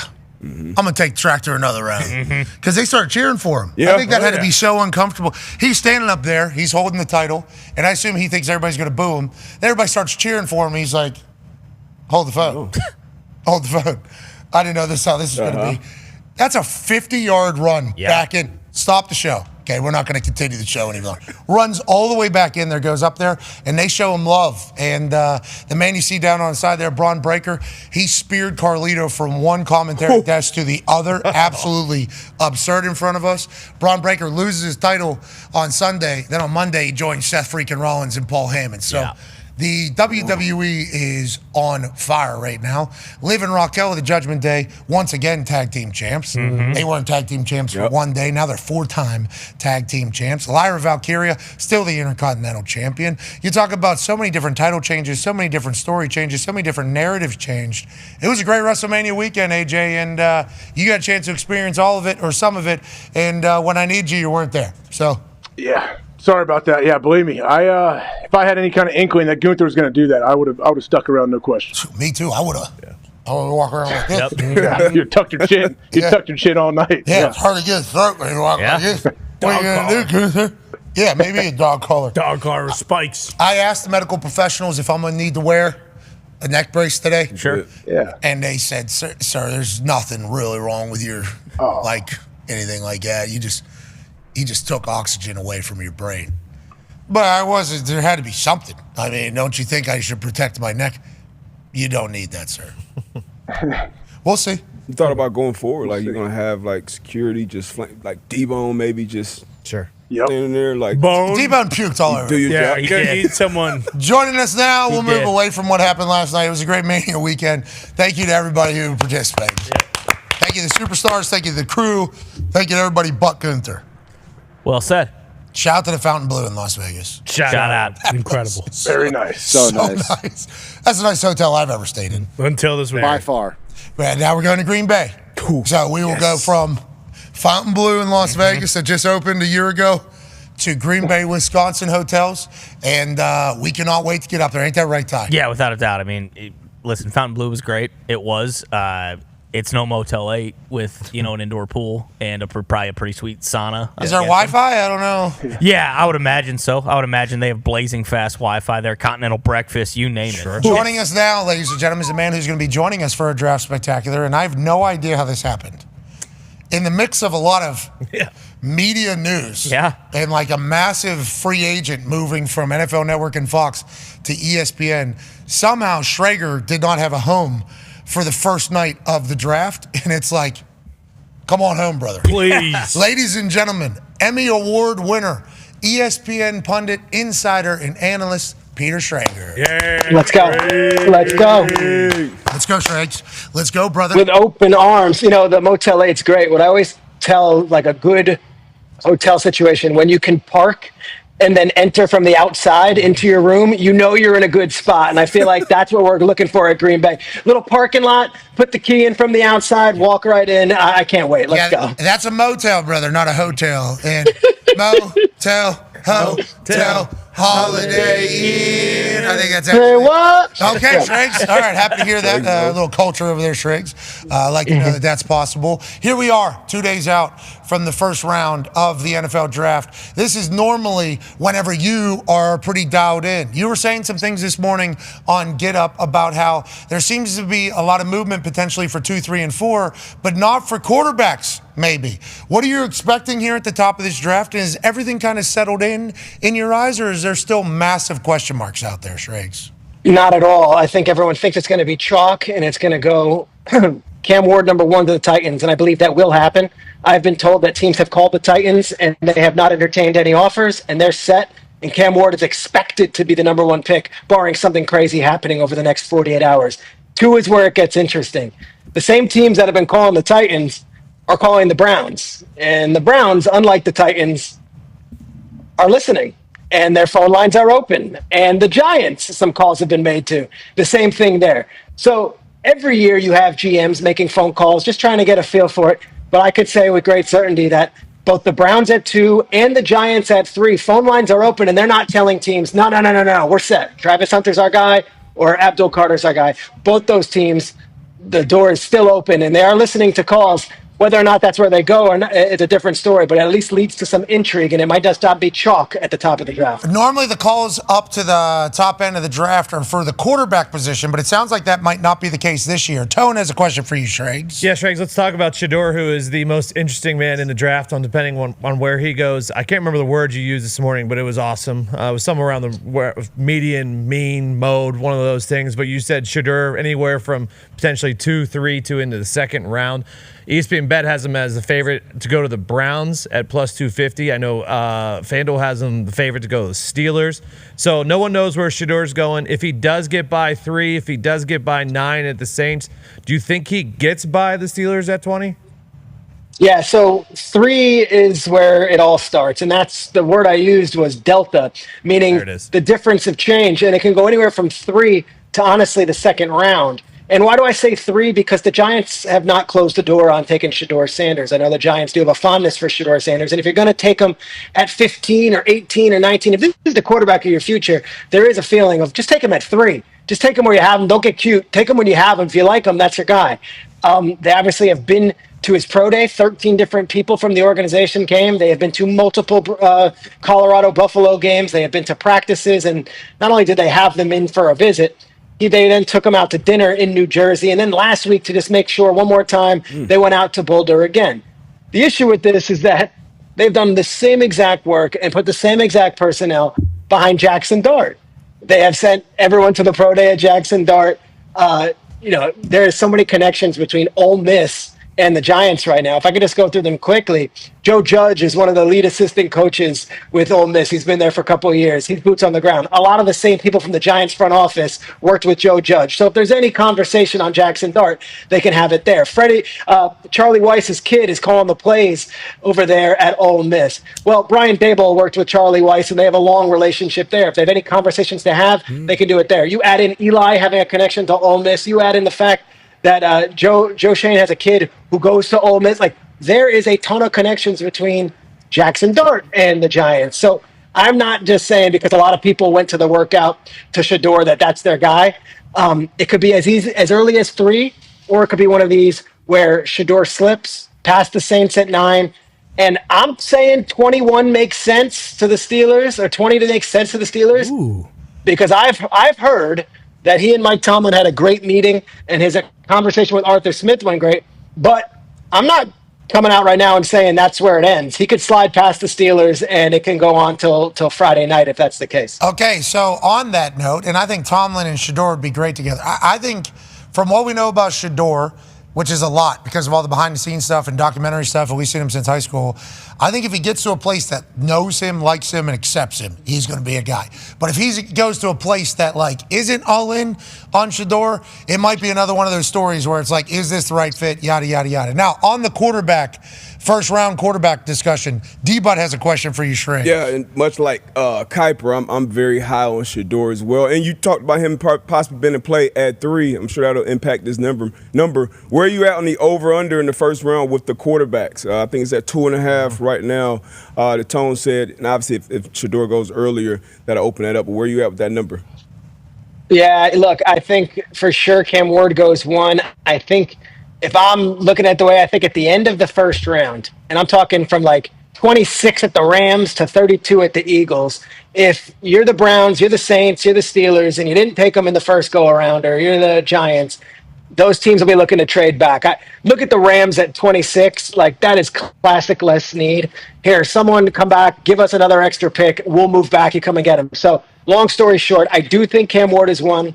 I do think Shedeur goes, and then I think Jackson Dart goes. I'm going to say 3 with a possibility of 4 if someone wants to sneak in at the last 2 picks to get a Milroe or a Tyler Shough. It just feels like 2.5 quarterback position nowadays. Even if somebody doesn't really, let's try and see if we can hit. That feels like a good bet, but could be a wild draft night. AJ has a question for you about a non-quarterback. Let's talk defense, shall we? Yeah, Schrags, what about Mason Graham, the big D tackle out of Michigan? What do you think the range is where he could be? I've heard if he's there at 6, the Raiders may take a look at bringing him in, obviously try to bolster that interior defensive line, but where do you think the range of where he could go?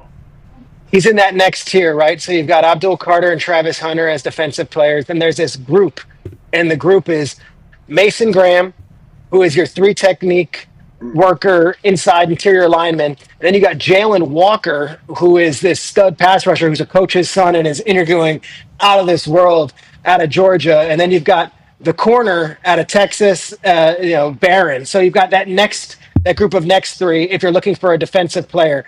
If I was to target Mason Graham, I would say 5 is the earliest to Jacksonville, but I'd be surprised.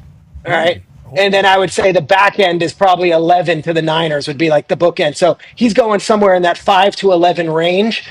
My mock draft, I've got him going 9 to the Saints, but that could easily be 8 to the Panthers or 11 to the Niners. Have you put out your final mock draft yet? No, and I'm excited to share that I'm going to put it out tomorrow morning. We're going to talk about it on Get Up. We're going to talk about it on SportsCenter and NFL Live. But I've been working on this thing, Pat, for probably since you got to Vegas for WrestleMania, sitting on the couch.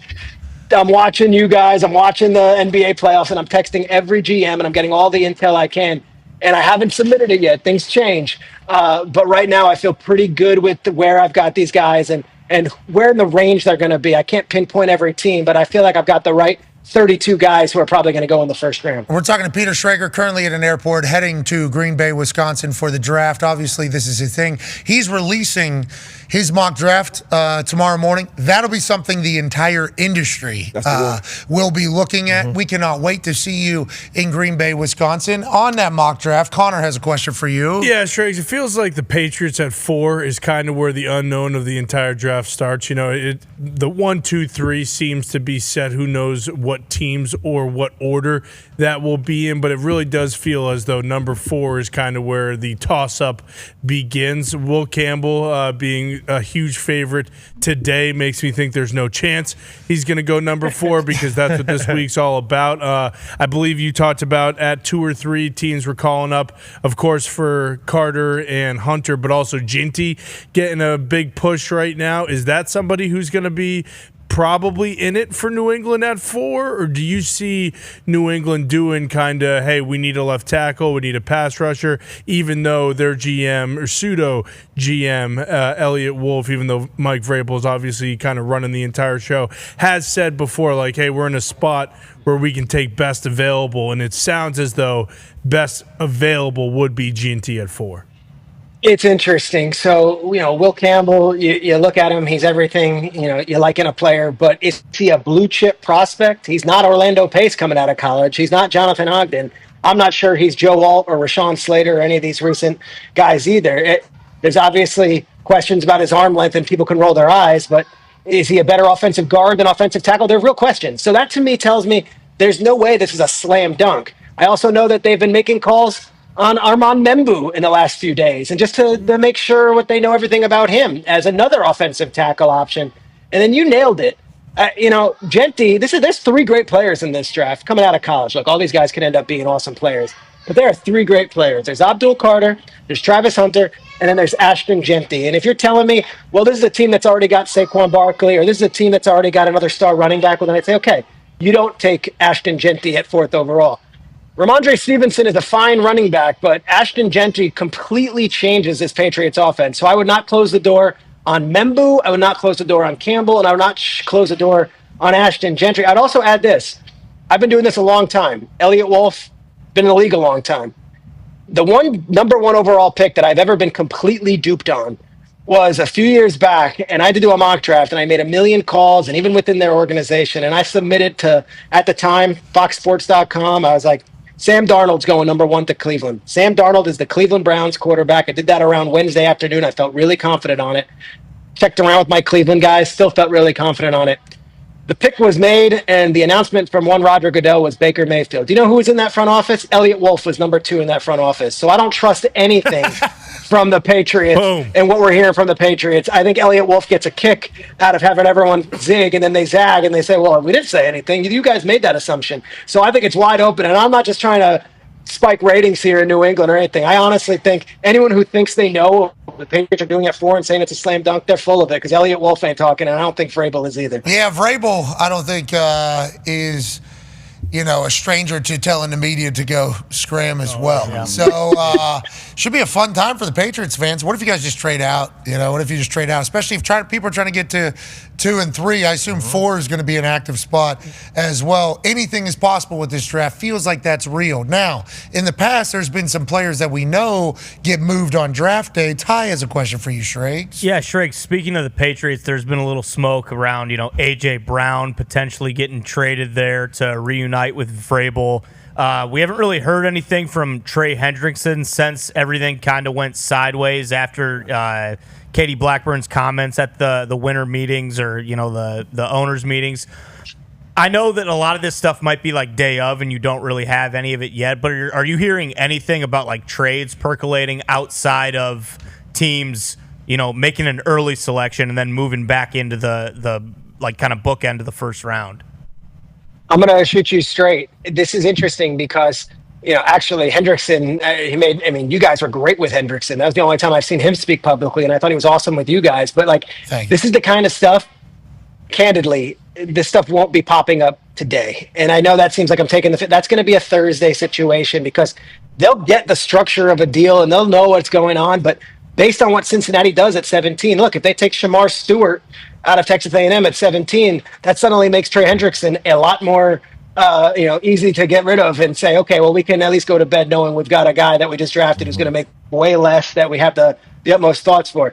For the Patriots, let's get through the draft. Let's get through night 1, but let's get through night 2 and let's see what wide receivers they've selected or what offensive weapons they've selected before we start making those trades. So I have done this a long time. You never see the veteran player traded a day before or that deal made until the day of, and it's usually after the pick was already selected. Okay, last question here, Schrags, for you before you get on a plane. What airport are you at right there? Seems active. I'm at LaGuardia. I'm telling you, LaGuardia has been completely redone. This used to be the hellhole of the earth, and right now it's lovely. I feel like I'm on a luxury liner. This is great. It does look very nice. Is that an international wing? Because No, that's domestic flights. Because most of these airports, the international wings, they soup up. Oh yeah. So whenever people come to America, look how nice our shit is, and then you go down escalator to the domestic side, and it's like picking actual shit off the ground. Fist fighting. The airports haven't been updated in a long time. That looks like a beautiful place. And look at the sky behind. Dude, I'm thinking maybe taking a little trip here on a random Tuesday or Wednesday to spending a couple hours hanging at the airport. It's beautiful. Yeah, terminal. Hang out at the terminal. Maybe live there. Okay, last question. Get that little massage at that little relaxed place they have. It'd be great. Yeah. The food too. Maybe Sparrow Pizza. Genuine New York slice. God, it'd be so good. All right, last draft question here from D-Bud. Trey, you just mentioned wideouts. I know outside after Travis Hunter, I don't really see that guy. And last year he had Marvin Harrison Jr., Neighbors, Rome right at the top. We knew they were going. How do you see the wide receivers coming off the board after Travis? The most polarizing prospect in this draft outside of Shedeur Sanders is Tet McMillan, because I have teams telling me he wouldn't escape the top 5 if it was up to us. The production that he had at Arizona and what he brings as a 6'4" wide receiver with incredible hands and just a dominant. This guy looks like Calvin Johnson or Mike Evans on a good day. But the tape from 2024 wasn't great. There were plays where he took off. The things he said publicly, he's a volleyball player. There's questions whether he loves football. All that stuff can play tricks with an NFL front office, especially if it's a young GM putting their name and staking their name on something.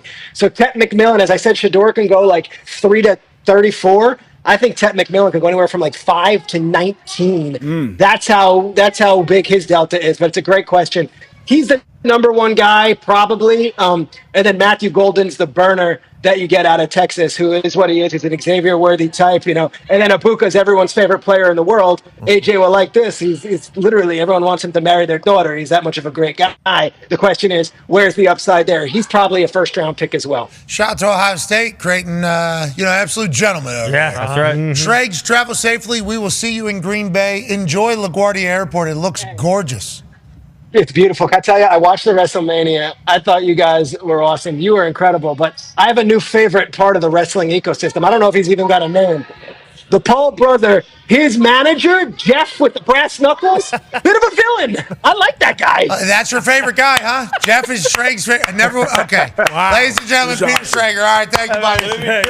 Okay, Jeff Mark. Yeah. Bit of a villain, that guy. I like him.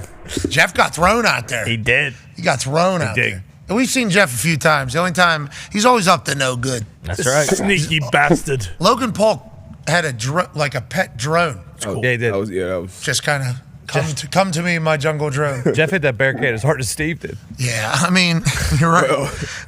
Steve Austin's quad there, ATV, kind of stuck into the pad. Bit of a gimmick on a lot of juice on that thing, kid. Yeah, a little bit too many CCs there. I don't think I knew what was going on. He blasted that thing.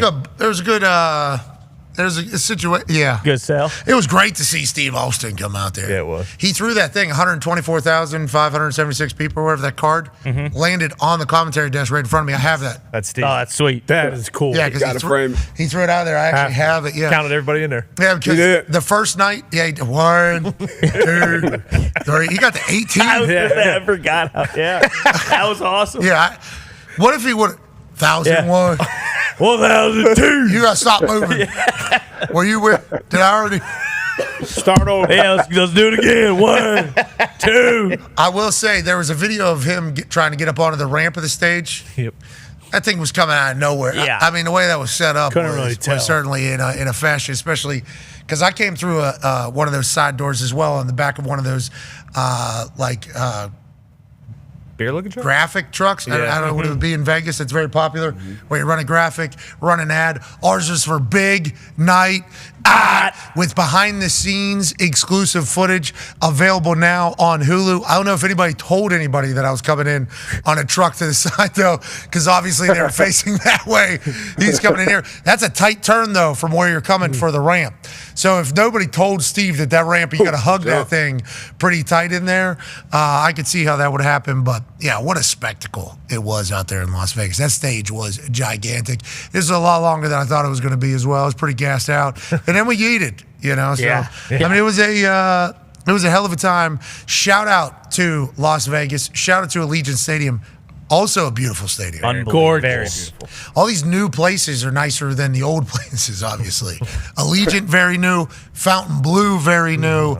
This week in Green Bay, we'll be heading in to that good old-fashioned feel-good at Green Bay, Wisconsin. I'm jacked up. I cannot wait. We can have some of them cheese curds. What? Yes, without a doubt. We have them super. Did you get us a dinner place? Yeah, I think we're gonna make that work. Thank you. Should be good to go. That boy, Hawk. Coach will appreciate that. Yeah, Coach will appreciate that. Joining us, he said, I'm going to call you. We're going to be locked in. Hey, Mike McCarthy is going to be spectacular Thursday night. Now, I called him late in this process. He said, I don't know everything about all these prospects. I'm going to be honest. I'm going to say, Mike, we don't need you to be the all-knower of tight end coming out of Liberty University, mid-first round, late first round. All we need you to do is tell us why you think a team's doing it, and if it pops up a story, just rekindles, go ahead and let that thing fly, Coach, because we got a good 5 hours with you on Thursday night back in Green Bay. I can't wait for us. Joining us now, ladies and gentlemen, is a man who is a multiple-time Super Bowl champion, a man that knows the NFL inside and out. He's been a consultant. I think he's been a manager. He's obviously known for being one of the greatest head coaches in the history of the game. Ladies and gentlemen, of New York Giants fame, Coach Tom Coughlin. Yeah, go! Thank you, Pat. How you doing, Coach? Thank you, Pat. I thought you were telling stories about stadiums. I could tell you one about the old Raiders Stadium. We're going to open with them one year when I was in Jacksonville. We go out there. None of the restrooms worked. Yes. And after the game, we all showered in one stream of water coming out of the wall. The whole team. And then flew back across the country. What year is that, Coach? Coach, what year is that, you think? I don't know. Maybe 96 or 7, right in there. Okay, so let's talk about that, because Candlestick, obviously back in San Francisco, had no doors on the toilets that like back in the day. Obviously, the Coliseum you're talking about in Oakland was wild behind the scenes, but then you get out there and everybody in the city is smoking too, so it's just a weed cloud over the entire place. And if you look at what it is now, Allegiant Stadium, they're selling like $100,000 VIP boxes right off of the end zone. Is it wild for you and the other OGs that have helped build this league to see where it is now? I mean, there'll be hundreds of thousands of people in Green Bay just to watch the draft. Feels like the league is bigger and better than ever. Could you guys have expected that whenever you guys were trying to build this entire thing? Well, that's for sure. But some of these stadiums today are just they're incredible. You know, they're going to build one here in Jacksonville in the next couple of years. It looks more like a spaceship. It's unbelievable where these things are going and how well they've come along. But I will tell you this: I was in Green Bay for 2 years, and the fans are incredible, as you well know. During my first preseason, I had come in from St. Norbert's College into to our offices to look at some tape real quick before a night preseason game. I thought I'd maybe run home for a couple of hours before the game started, about 3:30. I opened the back door of the office, the way we used to sneak out in the parking lot, and the parking lot was full of people for a preseason game that was at 7:30 or 8 o'clock at night. They're throwing frisbees. They're throwing the football around. It was an incredible scene. That was my first introduction to the fans of Green Bay. One of the greatest football towns in the history of football towns. Anytime you think of Green Bay, you think of football, you think of Steve Sable, you think of NFL films, you think of the frozen tundra, you think of the backbone of what the NFL has become. Think of Lombardi. Oh. That's what you think about. Matriculate. Lombardi Avenue, right there, you know. Right next to McCarthy Way, and then I think AJ Hawk even's got a lane over there. They got a good curling facility there. But let's talk about this week of the NFL calendar. Obviously, the draft is on Thursday. As a head coach, as a manager, as a consultant, what are your thoughts on the guys that you're trying to bring into the building? For us, it feels like we just want to know if you love ball. Like if somebody loves ball, everything else kind of follows suit. Was that what you were looking for as well, or what was kind of the big thing? It's a huge question that the players ask. And you know how this goes now, Pat.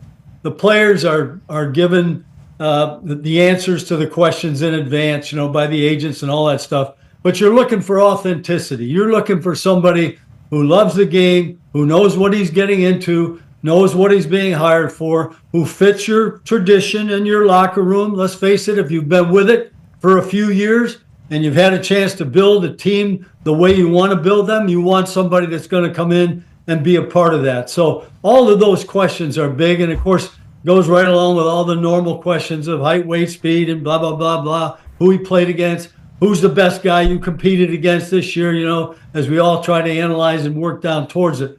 But the love of the game and the love of competition, this is the thing that you've got to get to the bottom of. Who are the competitors?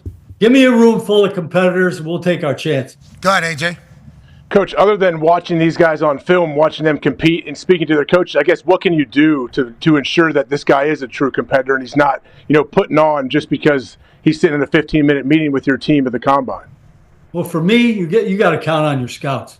You've got to count on the people that are supposed to be doing all the background work, doing all the checking, knowing the personality of the player. It's not easy today. I understand that.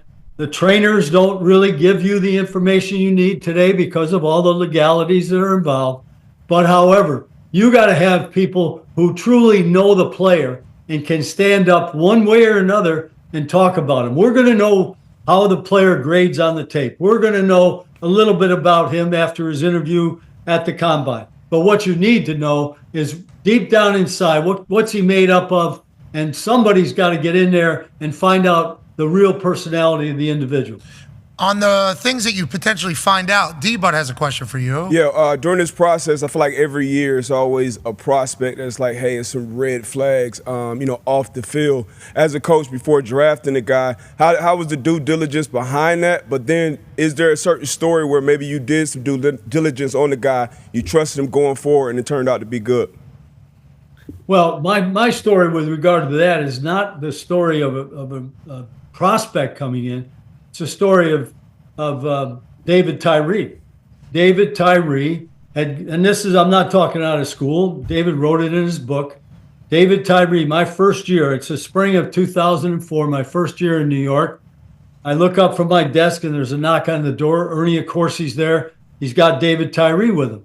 And he brings David Tyree in and he looks at me and he says, do with him what you want. I thought, oh, what's coming? So David sat down, Syracuse guy. He sat down and he told me the story. He had been pulled over by a police officer on one of the bridges and he had marijuana in his trunk. And so I listened to the story, and David told me about finding Jesus and all that, and I've heard that one before, so that wasn't necessarily the clincher. But I did listen intently, and I did decide that, you know what, I'm going to give this guy another chance, and he proved to be quite a story, and it was a good thing we kept him. Yeah, I'd say. I think Eli's pretty pumped up about it as well. I don't know how Patriots fans feel. As soon as you mentioned his name, Boston Connor over here sent 2 birds to the sky. Yeah. And I'm happy. You know, Pat, one of the stories about David Tyree and Eli tells you a little bit about Eli. The Friday before that Super Bowl 42, the Patriots undefeated team, we're practicing. We had the Arizona Cardinal facility to practice in. So we're practicing, and it's probably the worst practice I've ever seen a receiver have. David Tyree was a wide receiver. We used him on short yardage and goal line because he's strong and he would block. And we had put some things into goal line where the fake, the first touchdown he scored in the game was off of that play action play. But in the practice, he couldn't catch a thing. The ball was hitting him in the helmet, shoulder pads. He couldn't follow it in. It was a really terrible practice. Now, I'm trying to hold it all together, not show my concern, blah, blah, blah, blah. The red line's going up my head a little bit. But Eli, when the practice is over, he takes David Tyree, he puts his arm around him, and he says, David, don't worry about today. We know that when the game's on the line, you'll come through for us. It was quite a prophecy, to be honest with you. Yeah, I'd say. Tell me about Eli, because obviously we know Eli from the Manning cast, and he's one trying to keep things light. That's right. And I've got a chance to be around him. He's much taller and bigger than I think people give him credit for. He's incredibly athletic. I think his brother's known as like the robot, obviously, the type A personality. We're going to do this all. What was Eli like? Is that a very common Eli story there of leadership and teammate and everything like that? It is in his own way. My thinking is this, Pat. Quarterbacks are busy. They're real busy guys. They got a lot on their plate. They're not going to be your rah-rah guys. They can be your captain where they stand there at midfield, but they're not going to be the guy that stands in the huddle and gets people going, et cetera. They've got to be really into the game mentally, and that's where they're coming from. But the thing that a lot of people don't know about Eli is, he can dish it out, and he can take it. But he's one of the great, ball busters in the locker room you've ever been around. Hell yeah. And so you had Richie Soybert, you had O'Hara, you had Strahan, and you had Eli, and back and forth they would be. And but he can dish it out, he can take it, and he's really, really good for a football team in that sense. Yeah, it sounds like you guys had a great culture over there. Let's talk about the Giants' culture currently. Tone has a question for you. Yeah, Coach, there's a lot of talk around this draft about the Giants at number 3, and they have to take a player that, will quote-unquote save Brian Daboll and Joe Shane's job. How do you feel about that going into a draft with that much pressure, on the coaching staff, on the team, and it just in general, trying to save your team and save your job with a draft? Well, I'll be honest with you. The noise on the outside that's what it is. It's noise on the outside. The coaches, the scouts, the GM, they know what's on the line, okay? The way the Giants have always operated is best player available.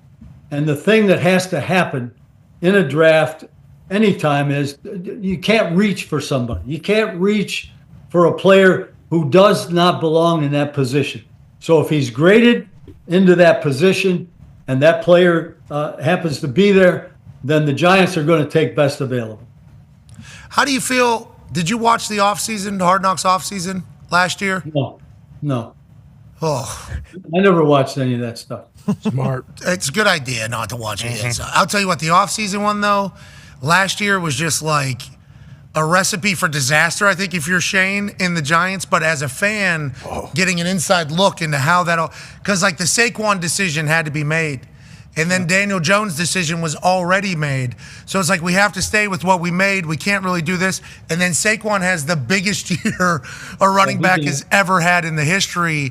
It's like each year you can potentially get burned. Is that kind of the idea, the mindset that you have as a coach or GM? Like, hey, we got one-day contracts here?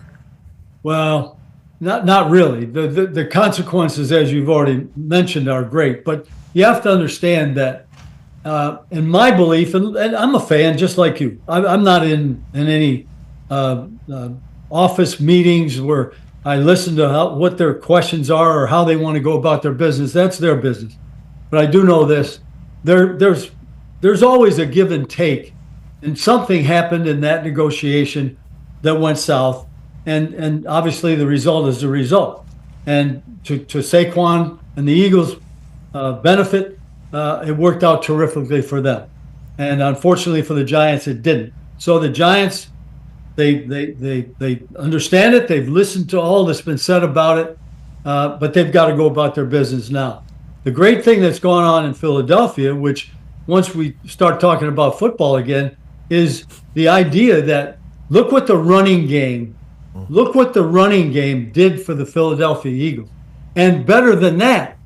The greatest asset that a quarterback can have, bring Jalen Hurts in, and we'll talk about it, is the ability to run the ball. Because when you run the ball, you have play action pass. You help the offensive line. You help everybody. And then in a game when they're going to launch the ball, you saw that result as well. It's unexpected on the part of the secondary in many situations. But the running game and what Philadelphia had found, and it also kept the quarterback from being the primary runner in that offense, which is going to keep him on 2 feet for a lot longer. Coach, what do you think Saquon has done for the rest of the league? We know we saw the running back position kind of get devalued. I feel like now it's back on the map. I feel like old school football, it's cyclical. It's all coming back. Do you see this teams trying to become run heavy now in the future? Well, I never believed in any of that crap either. Derrick Henry did a pretty good job for Baltimore too. So you got people who have reestablished themselves in the positions they should be in. Those people that have that kind of ability and can literally put a team on their back, they're going to be taken high in the draft. I think that part of it has been proven to be a mistake when you pass up on the great ones. How do you feel about football, though, as a whole? You said you didn't buy into all of that. It got really spread out. Rules changed. Safeties and linebackers weren't able to really hit over the middle. The tight end position became this blossoming position. We started spinning it 50, 60 times a game. All of a sudden, the running back, you better learn how to protect more so than run the ball. Now Saquon and the Philadelphia Eagles almost give everybody else a blueprint, like in 2025, you're allowed to be a run-dominant team again. Do you think that's true or no? Don't forget now, okay?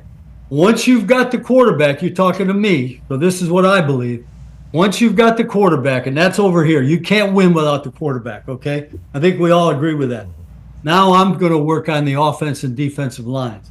That's what you're seeing in Philadelphia.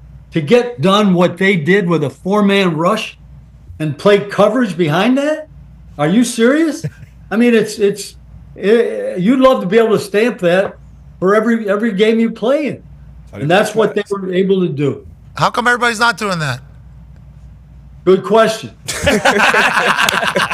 All right, there's a couple more questions for you, Coach. Here's Ty Schmidt. Yeah, Coach, going back to the culture question with yours specifically, everyone's heard of Coughlin time and kind of heard stories about the way you run your operation. We've been talking a lot with these kids in college now with NIL, who they're coming into the NFL and they're already millionaires. They've, kind of been not necessarily entitled, but pampered for a long time. Do you think it's harder for younger kids to acclimate to being in the NFL now than it was when you were coaching and actually taking it as a profession and realizing how serious everything goes? That's a good question, and I'll tell you why. Remember, in days gone by, the ultimate was professional football. To be in a position to be drafted, or in the case of many, it would be as a free agent, make a professional football team and have that as your goal, but to know how to get to that goal, by going to a college where you know you've got 4 years, you've got to battle adversity, you've got to fight yourself through some difficult times. You know, other coach doesn't like me. I'll tell you what, play well, the coach will like you a lot.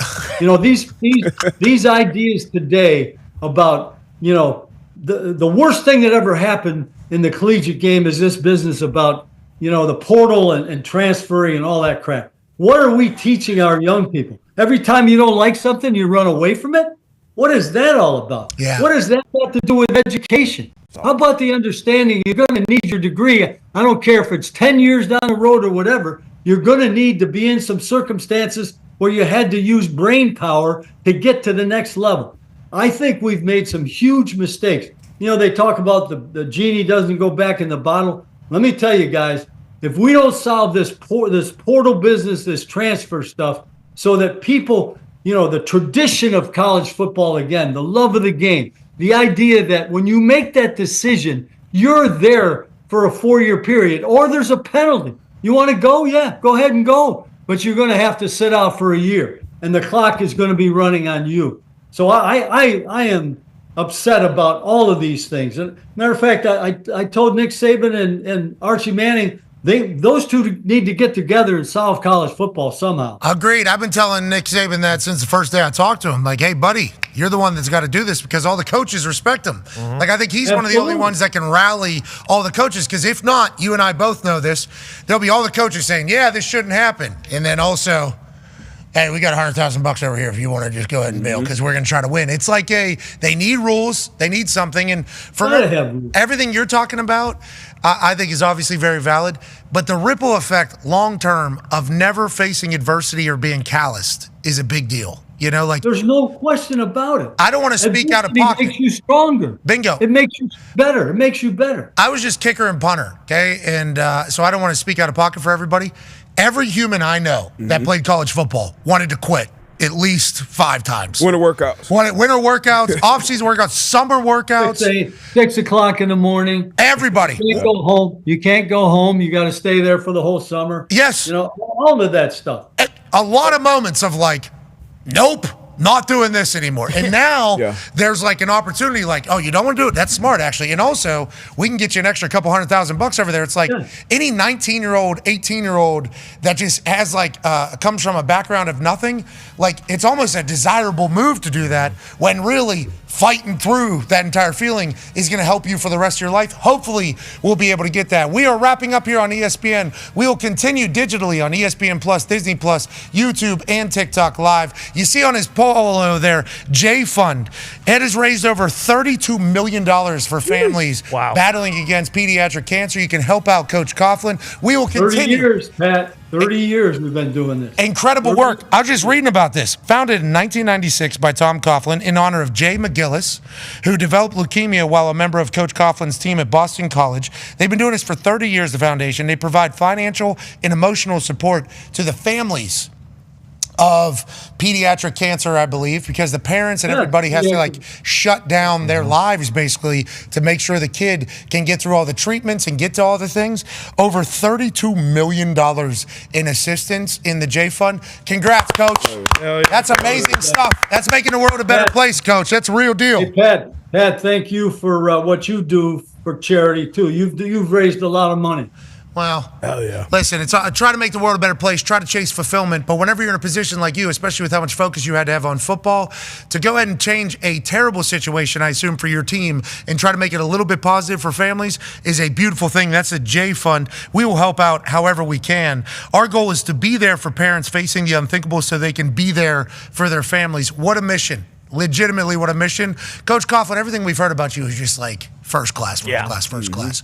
With that being said, you go to a media market, obviously you're in Jacksonville and you've been in a couple other places, but in New York, that media market is a place that they are trying to make you not be that. Go ahead, Con Man. Yeah, Coach, how is the New York media market? Because every year, you know, it feels like there's a conversation. When Aaron Rodgers went to the Jets, the whole entire thing was, well, is he going to be able to handle the New York media market? It's pretty intense over there.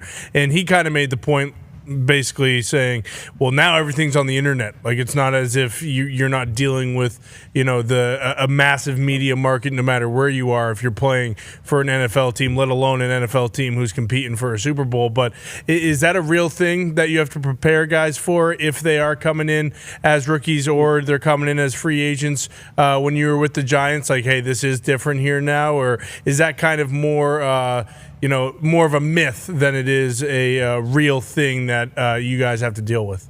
It's real. And I'll give you the best example.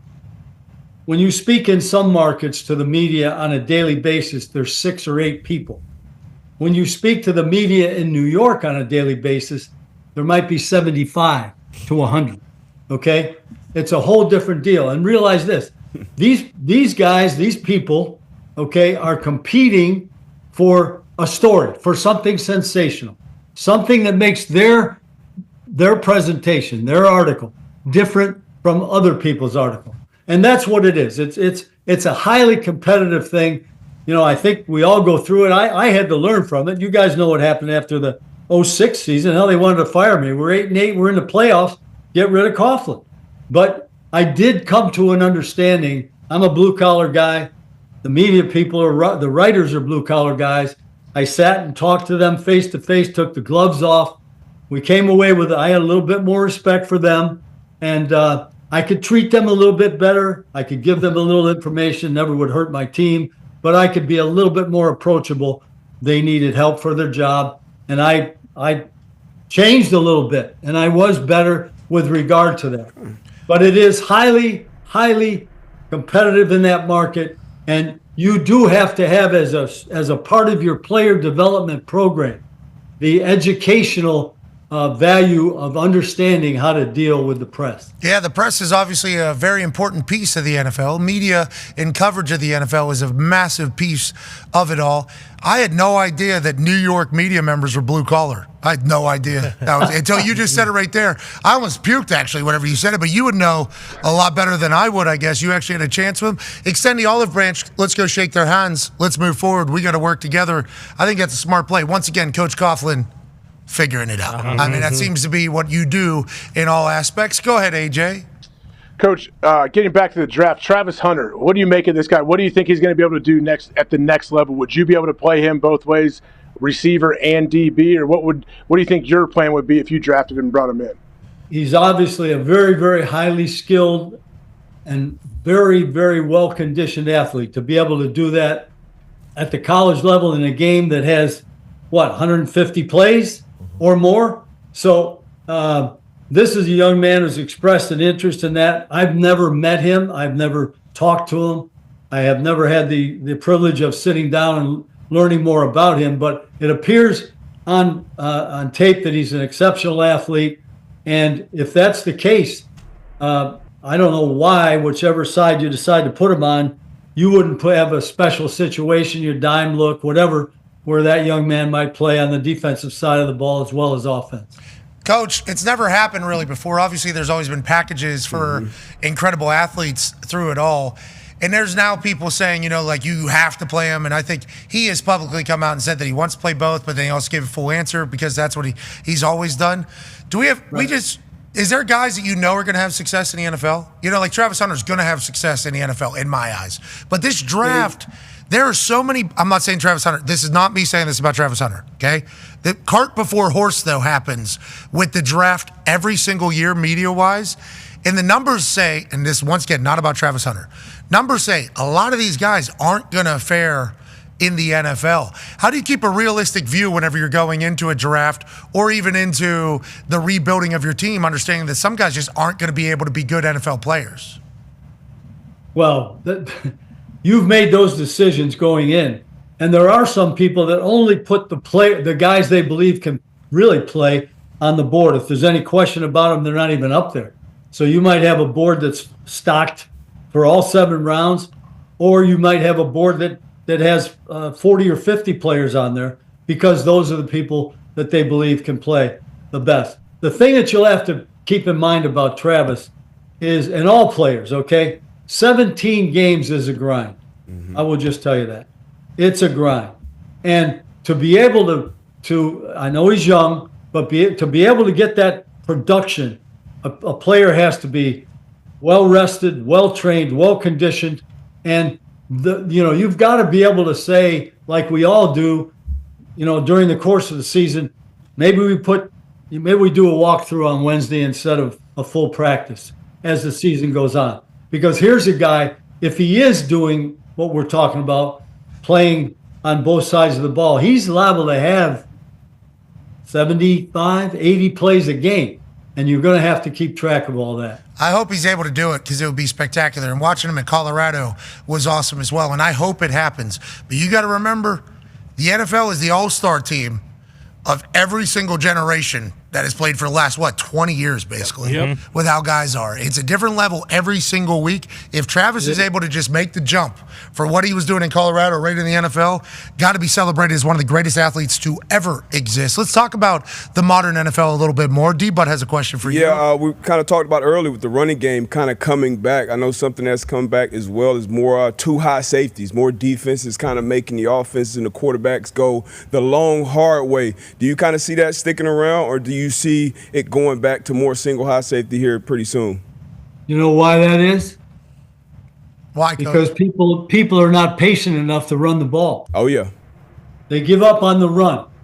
If you can sit there, with 6 in the box and stop the run, you got a pretty darn good football team. But most people on the offensive side of the ball will not stay with the run.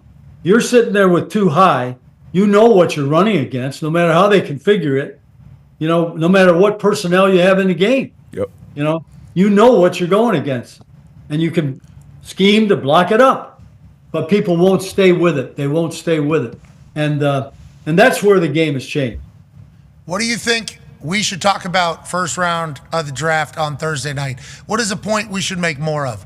Like, is this team trying to get better, or are they trying to find starters? Like, first round, we're trying to find starters, or we're just trying to find guys that contribute? How many, back half of the draft, is anybody realistically thinking that they're definitely going to hit a home run? What are some things we should think about Thursday night from the great brain of Coach Coughlin, you think? One thing you should do is make a decision in your minds as you're looking at it and studying it. What is the first round? Are there actually 25 guys that belong there? Are there 20 players that belong there? What's the first round according to the way in which you evaluate, okay? Then you can look at the individual teams. Okay, what's Kansas City doing? They're trying to solidify an area which has become quite obvious for you, okay? And that is, at some point in time, they're definitely going to try to get better in the offensive line for sure. So you need to understand where a team is, what they're in need of, and then you have to make those decisions going in also as you look at the players available. Okay, are they available by need, or is this the best player out there at that time? So you've got a lot to talk about as each individual team comes up. What are their needs? Where was their weakness? What do they intend to do? What did they do in the offseason? You got to know what people did in free agency, because if you're not putting that thing together that way, you got a lot of problems. What do? You golf these days? You said you're down in Jacksonville. What is life like for Coach Coughlin right now? Well, I'm busy with my foundation. The J Fun Foundation has our 30th Celebrity Golf Classic, May 18 and 19. At TPC Sawgrass, the Players Championship. Oh, yeah. So that's our 30th. We had a wine tasting back in March that had 1,200 people at it. We have a Champions for Children dinner in New York in October that the Giants have been extremely supportive of, just as the Jaguars are supporting us here in Jacksonville. So we're busy with these things. The only thing I admit to in golf is I have clubs. Okay? That's it. All right. I play 9 holes a week with Randy Edsel and Mike Malarkey. Two names you all know in football. Yeah. Dog. So that's my golf. UConn legend, Randy Edsel. Yeah. Let him know the West Virginia Mountaineers say hello. And I'll do that. Darius J. Butler does as well. Good luck on the 30th golf tournament down there at TPC Sawgrass. 1,200 booze bags went to a wine tasting. Is that what I heard? On the stadium on the floor of the stadium. Yeah, right out there. Jaguars hosted us, yeah. Shout out to the Con family, making some magic happen out there. The champions for children up there in New York with the Giants. And Coach Coughlin, we apologize for calling you 5 minutes late, but you knew that was coming, right? Yeah, I knew you'd be a little over. Yeah. Remember Strahan's great line. I was 2 minutes early and 3 minutes late. You're the man. Ladies and gentlemen, legend Coach Coughlin. Yeah, Coach. It's 2 minutes early, 3 minutes late. That's good. What a time. Yeah, that's why we wanted to be very communicative with Tom Coughlin. Yeah. Hey, this might move. This might move a little bit here. Do not want to piss you off. That's like Bill Cowher. Anytime we call him, oh, yeah, you're supposed to call me 20 minutes ago. Yeah. So sorry. We didn't want that with Coach Coughlin. You know, Schrager gets rolling a little bit. The Rock gets rolling a little bit. You got to have a conversation. I love Tom Coughlin. That's the first time I've talked to him. Oh, yeah. He's a dog legend. Multiple Super Bowl champ for a reason. Knocked off, obviously, undefeated Bill, twice in the biggest. Do you know Tom Coughlin, though? Well, I played for Randy Edsall, so he was a Coughlin disciple. I believe he coached DBs for him when he was in Jacksonville. So it was very, and a lot of things that Randy Edsall did was very Tom Coughlin-like. So the 5 minutes early, being on time, clean shaven, all the shit from Randy definitely came directly from Tom. So I was familiar with him without necessarily being familiar with him personally. How about you, AJ? You ever meet Tom Coughlin?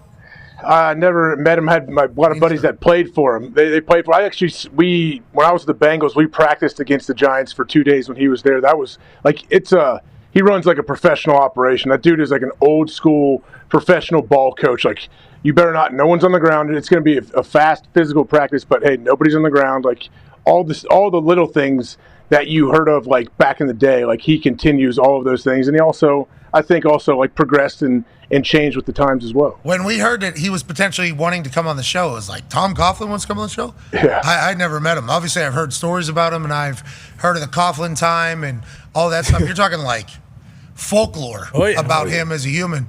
I guess he does know the show, watches the show. That's dope. So that's a pretty crazy thing. Bruce Brown, were we reminiscing on the glory days, that entire conversation, or what? Yeah, that was awesome. I mean, he's an absolute legend in New York. When he got there in 2004, it was Eli's rookie year, obviously, that whole trade fiasco with Phillip Rivers at the top. Giant Stadium, as a little kid, I was scared for my life in there. Everyone's chanting Eli's name while Kurt Warner's out there. And he was just so patient and stuck to his guns, O-line, D-line, running the fucking football. Maybe too much if you were up there in the upper deck as a little kid. They were going crazy. Thunder and lightning, brother. Jacobs, yeah. Both those guys. Back then, it was Tiki fumbling and 3 yards in a cloud of dust. Jeez. Love Tiki. He talked about Philly and that D-line. That was a big part of that before they won. Having that kind of NASCAR package. With Tuck, Strahan and the boys just getting after Brady and letting the coverage do their thing in the back. Pierce on the second level with the backers. He was architect of that for sure. We should ask him. We should ask him about that sack that Strahan got on Brett Favre. Yeah. It's not a bad idea. The fake one, you mean? Tom Coughlin probably afterwards. That wasn't real. That wasn't real. And then just walks on by. Went to Brett. Mark Gaston was still. We don't know. Not bringing it up. Yeah, allegedly. There it is. You're right. We are not jumping into that. Still bringing it allegedly? I guess there's a lot of. Yeah. There's no reason for us. What do you got there? Yeah. Today's sponsor is SeatGeek. Shout out to SeatGeek, the greatest ticket buying platform on planet Earth and the moon. AJ, how many total downloads do you think? 3 billion. Okay, I've said it every single time. Yep. That's how we know you do not listen. You do not pay attention. You have no fucking idea what's going on around you. Hey, kayfabe, man, come on. What are you talking about? I'm trying to bump the numbers. I know one of the downloads was from myself when I went to the Four Nations Cup, United States Canada final. How was it? And they put me on the glass, and it was basically the coolest experience I've ever had at a sporting event. And I've been to a Patriots Super Bowl where they won, so it's saying that much. So you're one of the over 28 million downloads. AJ, 20? on the road to 3 billion downloads. Certainly. I don't know how many people are on Earth or would purchase tickets to things, but 28 million downloads, and SeatGeek is the number one rated ticketing app. Each ticket is scaled on a 1 to 10 scale. 1 means not so good, 10 means good. If there's a red dot next to your ticket, that means SeatGeek saying this is a bad deal. Do not get this ticket. There's better tickets elsewhere. If there's a green dot, they're saying, hey, this is a good price, good ticket. They'll never catfish you. What you buy is what you get. And SeatGeek has tickets to everything. Obviously, the NBA playoffs are happening. The NHL playoffs are happening. There's WWE events happening all the time. Comedy, theater, musical, you name it. SeatGeek has your back. And right now, use promo code PMS2025. That's PMS2025. You'll get $30 off your tickets. Doesn't matter if you're a new or repeat purchaser. $30 off with code PMS2025. Restrictions apply, which is if it's less than $30, which you're not going to find a lot of in the modern world unless you're going to big night out. Hey, Hulu, the behind the scenes thing, available now. I would recommend it highly because of how much work Foxy put into it, and also it's good shit. Foxy, I think you did a great job with that thing, piecing it together. Yeah, you say I put a lot of work into it. I think the behind the scenes actually shows how much work you put into it, the amount of phone calls, the amount of bullshit, the amount of stuff that had to be coordinated, the producing. I mean, there's so many things. It's not bullshit. It was all. I mean, there's things that came up that you had to deal with. There's a little bullshit. There's certainly bullshit. Yeah. That's a big show you had to put on. Yeah, but it was fun. It was fun. It was necessary bullshit. Sure. Yes. That had to happen. Now, there was people that just inserted themselves for no reason at all because they have a certain title and had to make them feel good even though they were nothing to the entire conversation, but that's life. Exactly. That's Big Night Out. Available now on Hulu. Watch it. I'm telling you, it's worthy of a watch. And I think afterwards you'll say, ooh, I hope I get to go to one of those, and maybe we will have another one. Oh. But where? That was like 10 days ago. It might as well have been 3 years ago. Yeah. How many days ago was it? I think it's a little bit more than 10, but I mean 13. Tomorrow, 2 weeks. Yeah, it's crazy. I was thinking it was Monday the whole time. So today's Tuesday. Today is Tuesday. Yeah, today's Tuesday. Yeah. On that note, we'll be off tomorrow, getting Thursday night set up in Green Bay, traveling up there. Obviously, got a stage being built. Shout out to the ESPN people building that. Shout out to the NFL people. Yep. Coming together to go shake their hands. Shout out to everybody on the internet that called me a piece of shit for saying, like, no, I'm not doing all the song and dance. Even though you have no idea what I'm talking about, and everybody else that's ever had to do what I did said thank you for saying what you said. So a lot of you people that think I'm the worst human on earth, there's actually people that are like, man, fucking thank you for saying what you're saying. I know it's terrible for you. I know your shins get pounded into oblivion, but know that the rest of us are watching on going, good luck out there. I'm like, well, why don't you say anything public? No. Not a chance. It's the NFL, dude. That's you, brother. That is you. So I'm happy we're able to get that done. I'm happy we're able to get there because obviously the future of the NFL is going to be drafted on Thursday night, and us being able to have boots on the ground with the energy that it's going to be, with Coach McCarthy back in Green Bay, with Peter Schrager, with all the inside sources, with everything that's going to happen. AJ even returning the all-time leading tackler to Green Bay. It's going to be a cool night. So we're off tomorrow. We'll see you Thursday for the Draft Spectacular. We're all going to go take a nap. I think that is what is about to happen. WrestleMania is certainly spectacular. WrestleMania in Vegas is a daunting task whenever you look at it from the beginning. And now that we have, eclipsed it and got to the other side, there is quite an adrenaline dump of being on for 96 straight hours. Most important shit of all time's happening. Boom, boom, boom, boom, boom, boom, boom, boom, boom, boom, boom, boom, boom, boom, boom. Boom, get home at 4 a.m. Okay, now drafts in 2 days. Yep. We don't have a stage set up yet. Do you know where you're going to do this? So there's been a lot. But we're incredibly pumped and lucky to do it all. And when we get to Green Bay, boy, it's going to feel great to be alive. Oh, hell yeah. Who's going to fuck up on Thursday night? What team is going to reach? The Jets. Yep. Just took it from my took it from my mouth, don't I? How's everybody handling the Aaron Rodgers conversation, guys? They pretty... I think so. Once again, that was 5 years When was that? Aaron That was a came few out days ago. smelling like roses. I don't know. I saw a lot of people saying a lot of things. I saw the GM talked about it. I'm not talking about that. I know what you're referring to. We're talking about current players. How did Jets fans? Oh, GMs are allowed to do that? What's that? Just talk about the current players on the roster? Why? What do you mean? Well, there's a certain GM down in Dallas, basketball, NBA, Nico, and he came out and he said, I didn't realize people. Yeah, here he is, actually. Funny you say that. Thanks for bringing it up. Yeah, good question. I did know that Luka was important to the fan base. I didn't quite know it to what level. Okay. But really, the way we looked at it is, if you're putting a team on the floor that's Kyrie, Clay, PJ, Anthony Davis, and Lively, we feel that's a championship caliber team, and we would have been winning at a high level, and that would have quieted some of the outrage. A lot of injuries, obviously, and they were in championship literally a year ago. Just say that part. In every. I mean, he had to know, buddy. He had to know. Come on. What if he said, I have my blinders on when I walk into every building? Because I watched the Mavericks play here in Indiana when Luka was playing. And that was a Luka Doncic home game here in Indiana. And I assume that is in every arena, let alone the Mavericks arena. Oh, yeah. So Nico just being so locked in on the process, he doesn't even really get to experience the noise. That's got to make you feel good as a Mavericks fan. No, I think every time he talks about it publicly with cameras in there, he makes himself look worse. I mean, the ending of it was, when he talked about the team post-trade, just talk about that. You felt like that's a championship team, if healthy. There's no reason to say, I didn't know. Run the beginning of that again. I think he really leads it off and sets the tone properly for us to listen whenever he goes, that's good. That's good tone setter. Yeah, good question. I didn't know that I just sense the tone. Like, all right, bub. I'll tell you what, Nico. Everybody said you're a good guy. Adam Silver said Nico's a good man. Yeah, Rich Paul. Rich Paul said he's a good man. I would like to believe that the basketball gods will make this guy pay for this. Now, granted, that is not fair to the players that he mentioned, who I am a fan.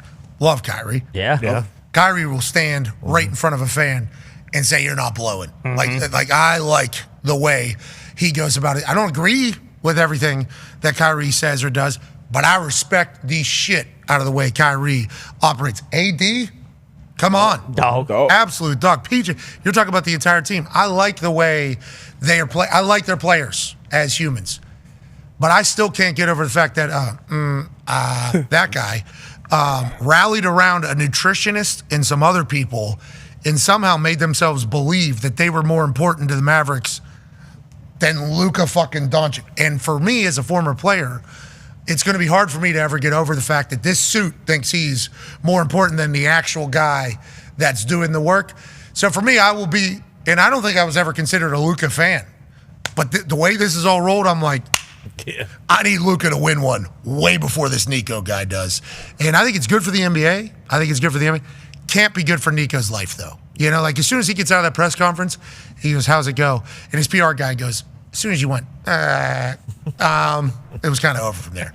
And Nico knows that none of us are going to listen to him. Yeah. His team's just going to have to win. Like nothing he says at any of these press They conferences. need a three-peat. They need the next 3 championships, honestly, to get the heat off of him. Not happening. You don't know? Yes, we do. We can do the whole They want a play-in game. They also need Luka to fall off too. Yeah, they need Luka because they're saying Luka's not a professional enough to remain healthy. Then their entire team's hurt, and he's blaming it on health. It's like, well, that's why you got rid of Luka because he's not healthy, but he's playing right now, and he was playing in the championship last year for you. So you're kind of talking out of both sides of your mouth here. He just needs that Mavericks team to play well. That is what Nico needs, and I don't know how long he's going to have. Well, see, that's the thing, because the more I hear, the more I'm convinced that the governors of this team are just like, sorry, pal, you know what you got to do, okay? Go back in there and take all the bullets for it. No, Adam Silver said that. I know he said that. I choose to believe that Adam Silver is wrong in that regard. Adam Silver came on this program. I know, and he was great. He was great. And he reiterated. He did. Like, let me tell you, the Dallas Mavericks are committed to Dallas. They love Dallas. Right. And Sure. You know we just came from. What? Yeah, that's where I feel like I'm getting worked, brother, a little bit, because this guy he's like a big time executive at Nike. Yep. How the hell does this guy put his foot in his mouth every single time he talks? Every single time we have he dealt talks. with a lot of big time businesses. Well, I know. Have we not? People had a lot of very, very important positions. Not saying Nico didn't, whatever. Not saying Nico wasn't a very successful executive with Nike. But there are not saying Nico. No, there are. There are fucking idiots at very, very, very, very high, powerful positions at companies that are very successful and very gigantic that you would never expect for fucking doofuses to be at. And now, granted, I'm the guy literally wearing jorts right now. Okay, and I have said very dumb things, and I've been a part of that. But I'll walk into a meeting, very important people, thinking to myself, wow, what an honor it is to be in here. And I will leave the meeting going, wow, I don't know how America works. I don't know how that company is successful. That's got to be the dumbest group of people I've ever seen. And then we leave. We do not do deal. Guess what happens to that company? They just keep having success. Yeah, without a doubt. I have no idea. I have no fucking idea how. Somebody in there has to be doing something. No way it's the people that I talk to.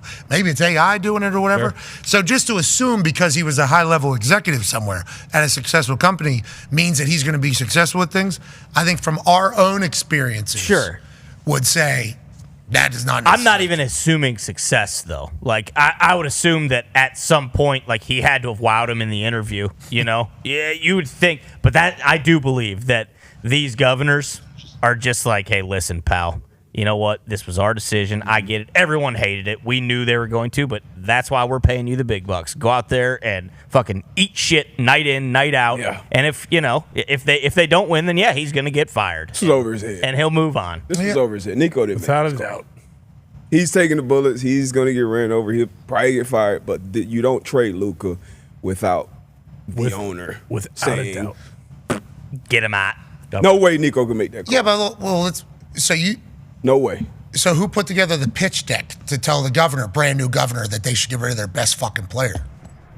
Had to be Nico. Probably Pelinka. You think the governor? You think the lady who owned this, who just bought this team, is going to let this GM come in and say, hey, we're going to trade? You think this is, I don't know the lady governor. I don't know the lady governor. She seems like she's winning over everybody down there. She's in it with Nico as well. Welcome to I own the team now. Mark Cuban was front row every single one, won a championship, living and dying with him. Bummed out. Sells the team. Now you got this lady. Hey, it's my team now. Also, boom. You think she came to Nico and was like, we got to get rid of the fatso, the guy that's really good? I don't know why. I'm just saying Nico can't make this call. I don't think he can make this call. You think the lady governor, brand new to the team, comes in and goes, I don't like the way that one looks. He seems to be a little bit of a slob, doesn't he? You think she's the one that comes in and says, Nico, get rid of him? That's my theory. Maybe. Yeah. Or her son. It's much bigger than basketball, bro. Yeah, it's real estate and casinos. Because you're thinking about the Browns. Yeah, it's casino. You're thinking about the Browns. Because the Browns are like Andrew Berry, Stefanski. They seemingly have a job for the rest of their lives because the ownership was like $230 million guaranteed to the guy. Yeah. Give it to him. Or salary cap's going to be shit. Don't care. Who's the owner? Who's working for who here? Thank you. Make the play. You're saying this has happened in the past? I think so. I find that hard to believe, but I'll tell you what, if she did do that, good luck. She's got good vision, I guess. Defense wins championships. That's right. Defense wins championships. Tonight, first round of playoffs, game 2 are happening around the NBA. Conman, who do we have playing when and where? Yeah, I got Bucks Pacers on NBA TV at 7 o'clock. Which is absolute crap because if Tyrese Halliburton's on national TV. A playoff game is on NBA TV? Yes, and it's going to be impossible to fucking find. I can already tell. And Tyrese Halliburton needs to be on primetime television. Agreed. He's a primetime player. Yeah. He's good for the NBA whenever Tyrese is playing. But nonetheless, we'll take another dub with nobody watching outside of India. James back too. I think Shams announced that. Yeah, well, nobody cares They play because like John Moran's throwing grenades and the MVP are playing It's at not 7:30. grenades, it's his words. And then Luka, who we just talked about, and basically the only team that we talk about, the Lakers, because they are the Lakers, and then the T-Wolves with Ant-Man, who also has a lot of stuff going on. It feels like those are kind of some of the faces they're pushing. They don't care about Indiana or Milwaukee, but those are the 3 matchups we have tonight. All the higher seeds are up except for the Lakers. They need a win. Speaking of Minnesota and Ant-Man, he is being fined $50,000 for his "my dick is bigger than yours" comment to the Los Angeles Lakers crowd on Saturday night. Sources tell Shams Charania. He's saying he was telling the truth. He's probably going to appeal this. I'll be excited to see how Adam Silver feels about it all. They say it's a big dick contest. Anthony Edwards went in there and says, I got the biggest one of them all. The NBA said you can't be saying it. You know what they should do? Cracking down on all these rules. And I know what you're going to say, Tone, and I don't want to hear it. Just Shams having a report that, though, is one of the funniest things I have ever seen tweeted. And once again, that's why they got Ant-Man on primetime. Mm-hmm. That is exactly. He also mentioned in that comment, I got $300 million. So the $50K, I'm sure he's real bummed out about that. Anthony is quite a heel, and I think he's A-okay with that. He's quite a ball player. Cannot wait to watch those 3 games tonight. Back to the NFL quickly. Jerry Jones was talking to the Fort Worth Star-Telegram, I believe is the name, and he teased that he's working on 2 pretty substantial trades at or before the draft. We're looking at 2 things that could happen before or after the draft. Okay. We're looking at a lot of things that could happen before and or after the draft. Today and or tomorrow or the day after. It could happen in this moment or moments that are happening in the future. The fact that they could happen before or after the draft suggests that the targets are players on other teams, not draft maneuverings, says Mike Florio. What are they? When could they happen? Will they be substantive? Substantive? Substantive. That's not right. Substantive?